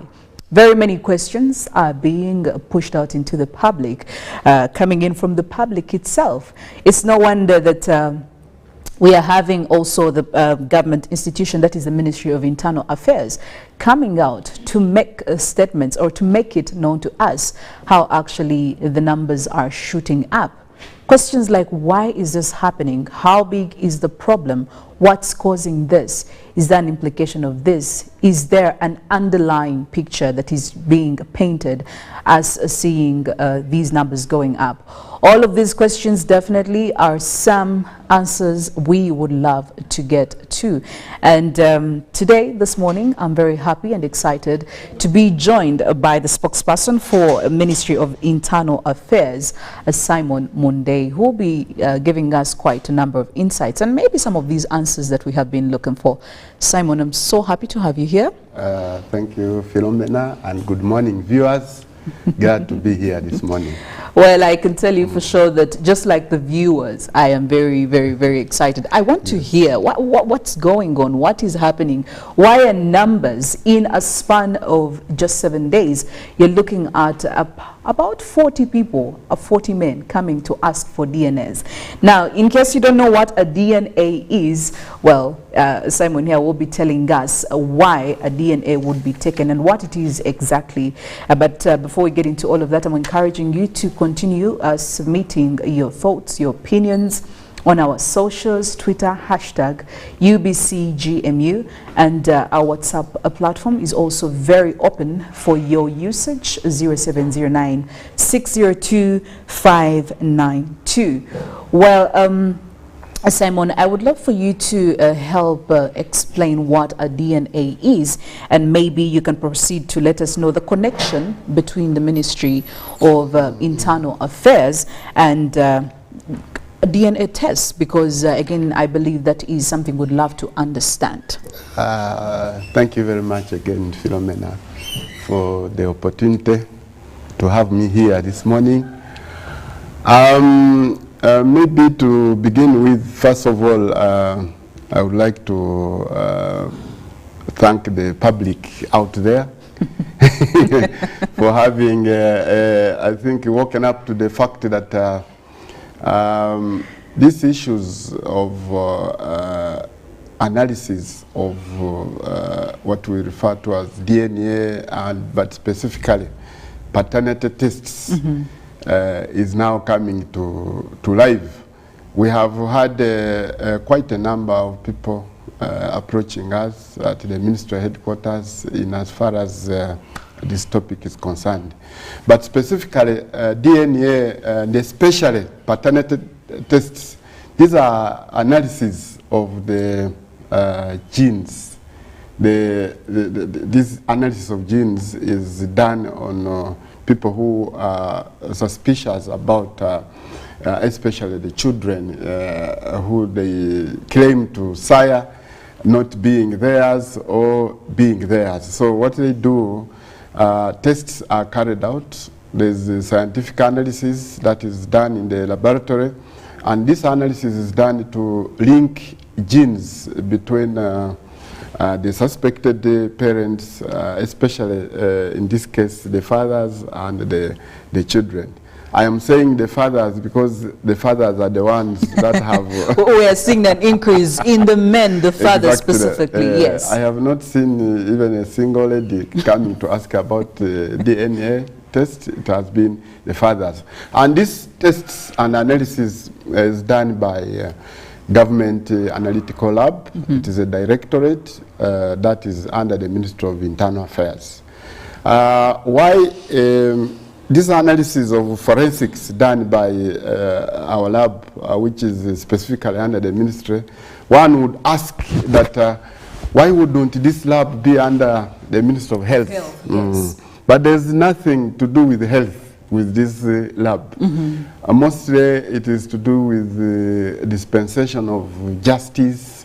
It is to do with crime, analysis of crime scenes. It is to do with mainly justice. There's nothing much to do with health. I think it was in that line that government, in its wisdom, placed this lab under the Ministry of Internal Affairs, because mostly it is to do with dispensation of justice and analysis of crime scenes, analysis of water, analysis of environment.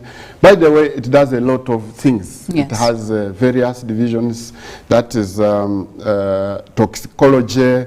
It does the analysis of forensics of suspected poisoning, for instance, things to do with research and training in academic institutions. It also does, of course, paternity tests, and also does analysis of water and environment, something to do with how safe is this water for the public to drink. And it is also deals with the pesticides. How safe are they to apply to, for instance, our plants? Yes. So it does a lot of other things, although the public now only wants one specific function. Yes, well, because it's what is making news, and we're really getting confused, because we're wondering, Ministry of Internal Affairs, DNA, what's the relationship? Where is the middle ground for both, you know, sides? But now that we have established that, getting back to the topic at hand, how big is the problem? You know, you keep talking about how, I mean, you have been in several media outlets talking about how big of a problem it is, but we would understand, we would want to understand, can you create a picture to show how expensive it has become? And I mean, in how long? The time frame as well would come in handy at this point. Well, the problem has become big, especially in the last 1 or 2 weeks we have experienced. And I suspect it is even growing bigger and bigger. Only the past 1 or 2 weeks, we have had about, because I record these people who do approach us asking about these services. In only 2 weeks, just last week and the other week, we registered about a total of 66 gentlemen who approached us and asking about how to go about it. I have men of various calibers. We have businessmen, especially. We have government. Especially businessmen. Yes, especially businessmen. Okay, the number out of, I think I've had about 80% businessmen doubting their children. Then we have, of course, taxi drivers, we have boarders, we have even government employees who have approached us in this. So that's why I'm saying the problem is not small, it is becoming bigger. I've also had even some people who are non-Ugandans who are working here, and they also have families here, also approaching us. These are international communities, they're also approaching us. So men. That shows how how big the problem is. Yes. Yes, men. We have some people. I have registered about 5. One from Sweden, but working here. I've had people some from Canada working here for these international organizations, and somebody working for UNHCR. So these people have been approaching us, and of course privately asking how to go about it. But one thing I noticed which really disturbed my understanding is most of these people who came to our offices would be seen with brown envelopes. They would be carrying envelopes. So I would ask, what are you carrying in that envelope? Yes. And of course they would be free with me, tell me, I already came with my sample, they have cut hair, they have cut fingernails, they have placed in the envelope. They came when they're ready. Yes, yeah. So they only wanted me to advise them where to go, how to approach it, and who to to do it with, without revealing the results and stuff like that. So of course I would advise them to go to our lab in Wandegea.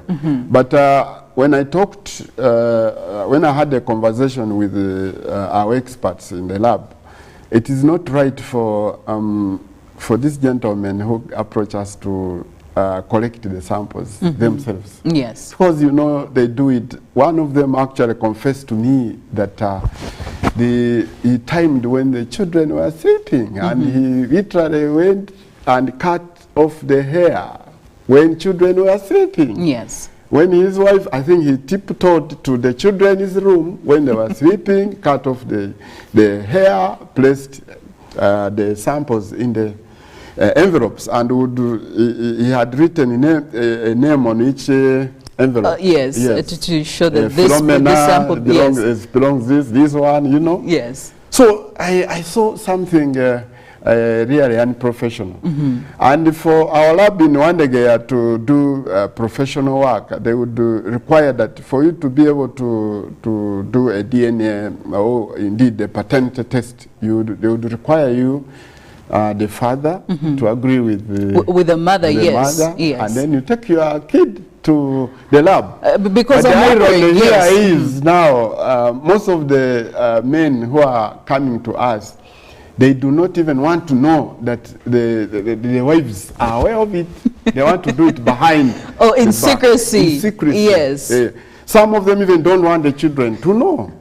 So which is a real problem. So my advice and appeal to those gentlemen who would want to seek fruit, because I know many are coming, is to, I think, if you don't want your wife to know, maybe you can take the kid to the lab and explain to the authorities over there.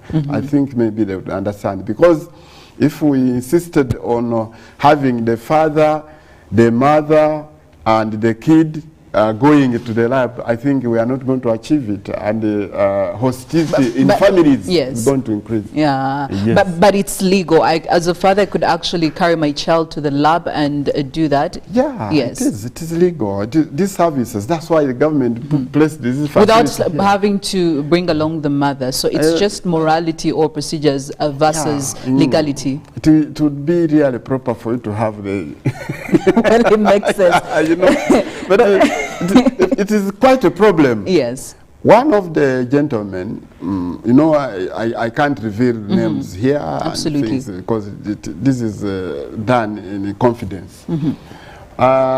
Told me that he got a job. He's a Ugandan. He has 7 children.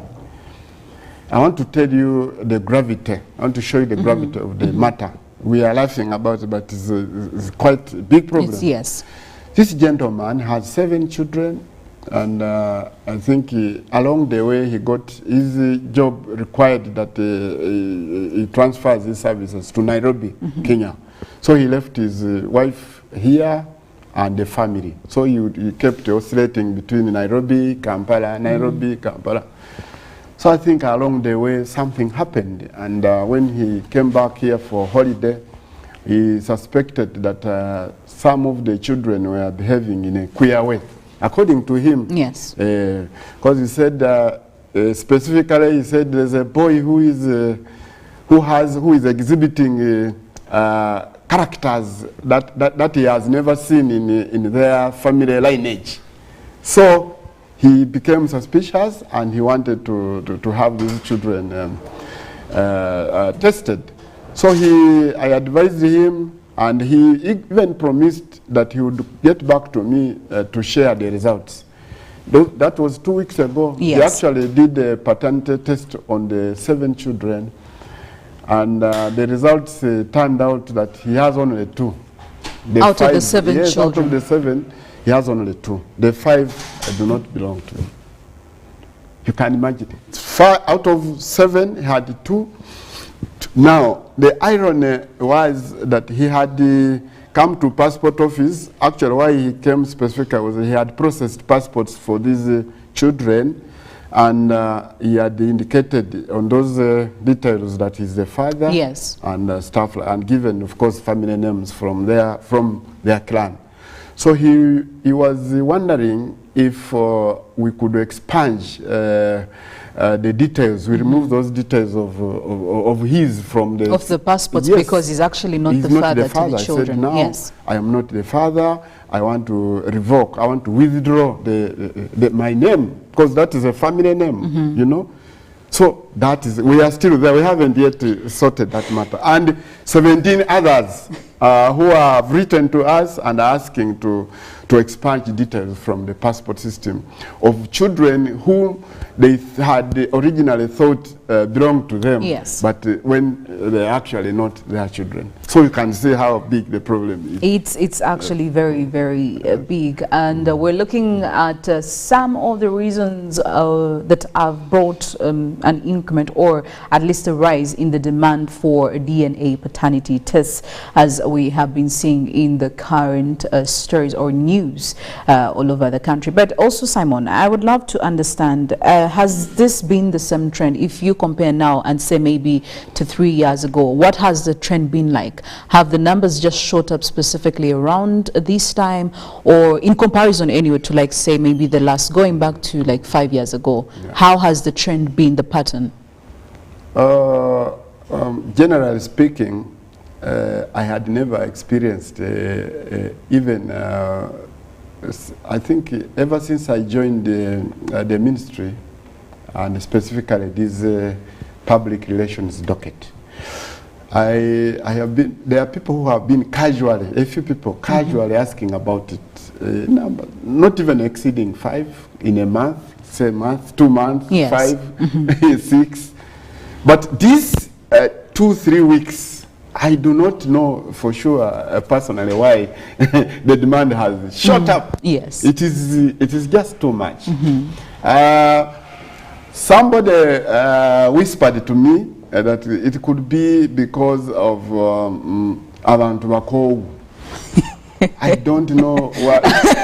So abantu bakoowu in terms of men. Yes. They are tired of looking after children who are not theirs. I think what triggered this one, as there was a gentleman, I think, who was in the news, who had, I think, taken tests on some of his children, and it turned out that the majority of them were not his. Were not his. So yes, I think men woke up to that fact. So I think that, if this man has 10 children and only 2 are his and 8 are not his, how about me who wakes up early morning and goes to work and returns late in the night, day in, day out? How sure am I that these children are mine? So men have woken up, which is not a bad thing. It is not bad to find out your alliance. And you know, we are having a conversation about that, and I asked, especially when a man really decided to take their children for a paternity test, and there was a whole side of argument that how does this treat the woman? And I'm thinking, you know, you may have to, if you have your questions, if you feel triggered to take the children, you may as well take them, but you can deal with the repercussions after, despite whatever the results will come out, whether negative or positive. But it's better than staying in suspense. But I don't know if you actually subscribe to that side of argument with me, but I honestly think take the children. If you have the questions, go have your answers, go seek out your answers. If you are suspicious, I would imagine, I think it is better to clear these suspicions, other than living in suspicion your entire life. You even end up dying of depression. Most of these cases that we are receiving are hinging on trust issues. You know, some men, that, of course I'm a man, when these guys come to me, I deal with the public, and they share with me their stories. It doesn't just come out of the blue. Yes. For these people to do this, to come for this test. It's not out of there's something that triggers. And in most cases, it hinges around trust. Yes. The ladies, of course, majority of them do not subscribe to this school of thought. That, you know, take children for, you know, for them they would advocate that why don't you leave the lying dogs sleep and leave the issue. Yes. There, you have looked after these children from childhood. I saw a gentleman is aged 75. So he's aged 75. That means children are above 30. Yes. 75, it means children have grown up. Late 20s, like 20, years. One specific one had 15 children. Now what happened in this case I think he went up to court. This gentleman made a will and kept it with his lawyer that he has 15 children, but out of the 15 children, he only bequeathed property to 14, leaving out one boy. So I think somehow, somewhere, this will leaked. And this boy who was not part of the property, I think he was up in arms and took the dad to court, claiming, you know, my dad, this is the will. It leaked from the lawyers' chambers, and somehow, and I think one of those staff of the lawyer were friends with this boy who didn't benefit from the sharing of property. Yes. So when they went to court, of course, court asked for DNA to be carried on all the children. And surprisingly, only 4 children out of the 15 belong to this gentleman. And out of the 4, even this one, he did not give property, was one of the 4. Oh, the biological. The biological 4. The 11 were not his children, including the heir, the one he had proposed to be the heir. So you see how this problem is. It's very complex. It's manifesting into very ugly scenes. This man is right now threatening to harm the woman.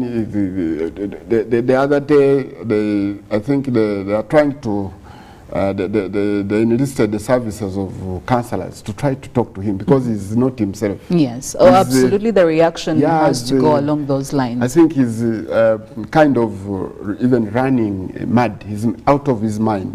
He was speaking very uncoordinated things when we met him, and then because all he wants is to eliminate the woman. Now they have separated the woman from him, the children. See, it's ugly. So this boy, he all along suspected not to be his Turns out to be among Turns out to be his son. And the ones he has been pampering since childhood are actually not his children. So it is quite a dilemma. I think gentlemen out there, my appeal to you is that when you decide to carry out a DNA test on children, I want you to do it when you are sober. And you have to know that the results will either come out negative or positive. And you, before you do it, you first console yourself and know how to deal with that. The aftermath, yes. If you just rushed into doing it, we are going to see people losing lives. People are going to kill each other because the results so far we have received. Some people who have come back to share results with me, it indicates 70% turning out to be negative. 70% turning out to be negative. The 12, because 12 came back to me, only 2 are positive. The 10 10 families are all negative. They're all. Well, I am Simon Munday, PRO, Ministry of Internal Affairs. We're talking about the rising number for DNA tests that has been happening for the last couple of weeks, and clearly showing that, of course, more fathers are coming in to ask for paternity tests. And I'm receiving a couple of questions. Somebody who was asking the connection between DNA test and the Ministry of Internal Affairs, which we already talked to. Of course, ideally, at the back of your mind, you would think you just have to go to a health facility, or, you know, maybe this is more under the docket of the Ministry of Internal Affairs. Well, tell you what, it's actually something. DNA is used way larger than that of paternity test and whatnot. It is used for different other responsibilities. But I have a question here coming in from a gentleman who says, now assuming that the results come out when the baby doesn't belong to me, is there any law that forces the biological father to compensate me for the money and time that I have invested in his child? Is there a possibility of that happening? Well,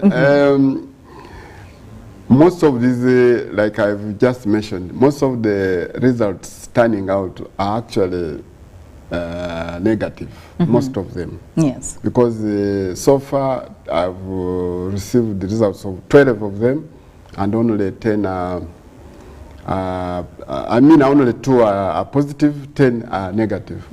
So what I have to advise the majority of these who are seeking for this service is, like I've said, do it when you are sober. Yes. There is no law that deals with the compensation bit of it. That obligates the yes. the real father to compensate the one who has been looking after this child. Okay. The only thing maybe is to sit down and agree on 1, 2, 3 things on how to chart a way forward about these children, because the most important now victim of this is the child. Yes. How do you, Philomena, at this age, somebody waking up one morning and say, no, Mr. Masiko, Mr. Masiko is Mr. not Msime. Mr. Msime. Yes. Mr. Msime is not your father. At this age, how will you feel? And especially for us men, it is even it is even more devastating as a man, because you have to belong to a certain clan. Also, the children you sire must belong to that clan. So at this age, somebody says you are not. This is not your father. This, you know. Okay. It's going to cause a lot of issues. All right. But we also love to know that very many private facilities are available, but why do you think people are actually opting for this government laboratory? Yeah, there are so many actually that have come up. I think 2 reasons here. One is the issue of the cost. Tests done at our lab are cheaper, way cheaper than tests carried out by these private laboratories. Because I think for us, each sample goes for only $100, as opposed to what they charge in the private sector. Private, some of them charge up as much as $700 for just a sample. Ours is a bit cheaper. Secondly, the integrity of results is, I think, there's more trust with the government lab. I think the analysis done, we take about 2 weeks analyzing this. They do thorough analysis. The experts at the government lab do a thorough job, and the results that come out of that, 99.99% final. That even if you carried these results and then samples and went to South Africa or went to Canada or US, you'll still find the same results. So our lab is of very high integrity, and it is run by very serious professionals, experts. The best is, of course, in that lab. All the best professionals to talk about in these issues of analysis are employed by government. Okay. Yes. All right. A lot of feedback is coming in, and I can see it is lying more on the compensation bit. Definitely, this is a question we cannot answer, and I guess it would be something that has to be resolved amongst the family members. I mean, every family could decide to use a different system of resolving that issue. But Simon, now getting back to the other issue, so what would be the ideal way to handle cases like this, where you find you did give us examples of how some fathers, actually most fathers, found out that the biggest number of their supposed children are actually not their children. So when it comes to the passport, the documentation, because some of them are asking for their names to be, retrieved from all that kind of documentation, what would be the best way to deal with that? Or do you have any plan of handling that? And I love the fact that you're anticipating for more cases to come out negative, and clearly we know that the implication won't be so good. But again, we have to deal with the reality. So do you have any plan as the Ministry of Internal Affairs on dealing with that issue? Because we already have people waiting for their issues to be responded to. Yes. Thank you for that question. We are actually anticipating more and more of these. And I can see the trend is most of the results standing out are not very good. So it's not what they would love to get, but well. But of course, as government, first of all, we would like to ask people in marriages, people in relationships to be trusted, to be honest with each other. Yes. Because this thing of DNAs are going to cause trouble. They have already caused trouble in families. Families have separated.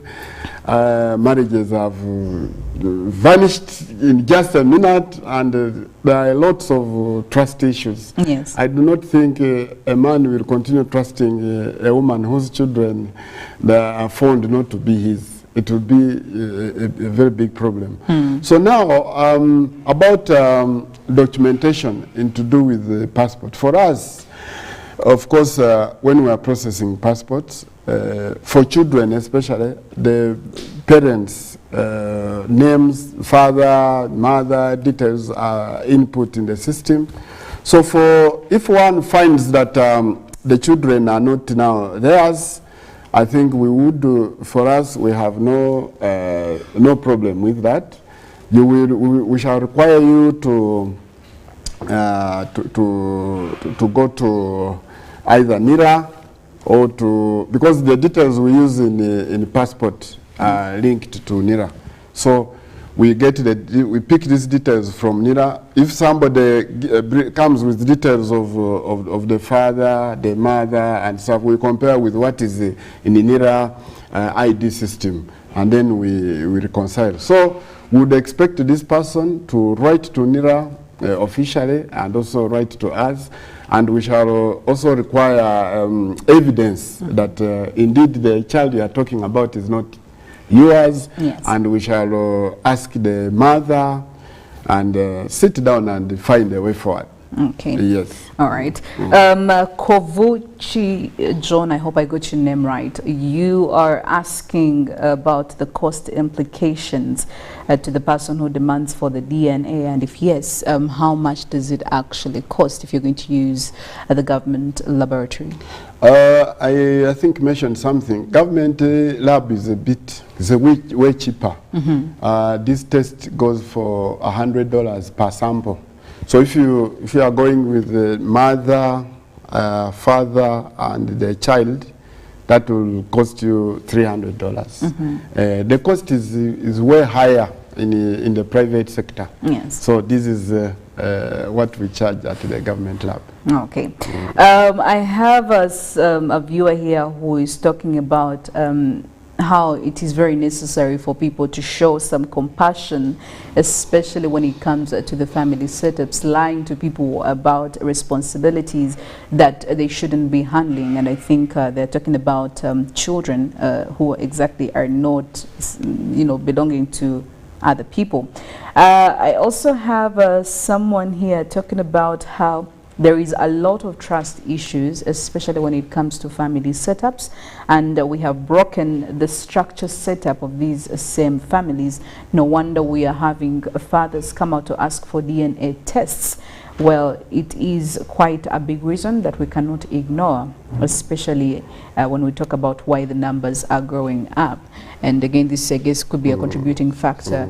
But in your assessment, Simon, do you think that now that we have seen the numbers going up, do you feel like most of the fathers that are asking, is it that they are triggered, they have seen, because yeah, you've given samples of some that have actually they have realized different mannerisms amongst their children, but do you also think that those that are doing it out of peer pressure because they've seen what other men are going through and they feel like maybe it's high time I also did that, because we also need to establish that there are those that have valid reasons and valid triggers, but do you feel like there's some who will do it just, you know, to be sure, yeah, for clarification, because they have seen and they're like, well, I'm not any different, this could actually happen to me? I do not think somebody will just wake up one morning and take children for DNA tests. There must be a triggering point. Yes. Like I have told you, this gentleman who got a job now in Nairobi, when he left home, he started getting suspicious of the behavior of his partner, and that led to yes, to the test. These other issues of peer pressure, I don't think they play a big role here, because for one to take the children to have them tested for paternity, there must be factors shrouded around trust and honesty in marriages. Yes. Because without that, I would actually, in this line, I will ask and appeal to my fellow men that unless it is really necessary for you to do a test, don't do it.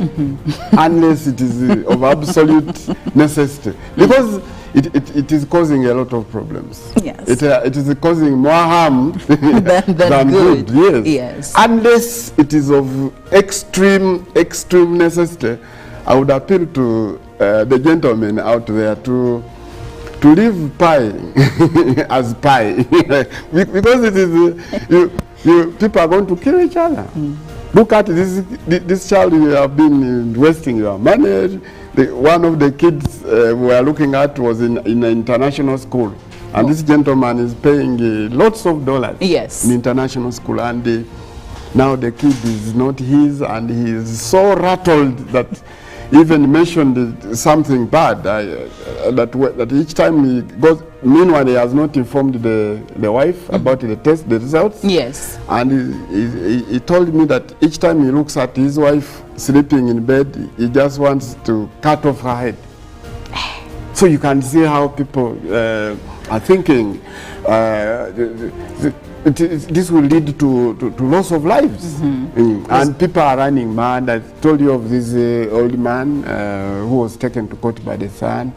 He has gone insane because of this. So unless, gentlemen, unless it is of absolute necessity, please do not carry out DNA test. It will cause you more harm than good, because it will cause irreparable damage to you and the family at large. Well, clearly, I think this was very important information that we needed to pass out. Unless you feel triggered to carry out the DNA test, don't do it. If you don't have any reason, solid reason as to why, then maybe that's something you need to you know, take off your checklist. You know, these days, Simon, people always, you know, banter and say, take off 5 minutes every day to fear women. Fear women. To fear women. I don't know. I really don't know if this is exactly what but they women are our mothers, they're our sisters, they're our daughters. So we can't fear them. We can't fear them. Yes. We cannot fear somebody who brought us to life. Yes, and a few of these circumstances that are happening don't exactly represent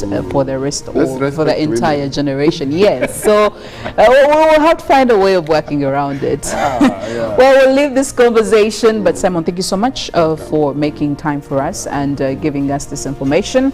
Well, we are yet to see how the trend is going to continue in the next couple of weeks or months. My prayer is that we get more positive results. I have never thought I would want a positive result at this point in my life. So I am hoping things really can get back into check and everyone is okay. Well, we have sports updates coming in from Ruben Chibirango Mpima, and much later on we have GMU Extra queued up. Thank you so much for staying with us on Good Morning Uganda, live on UBC TV. I am Philomena Masco. Have a wonderful Wednesday. Good morning. Thank you.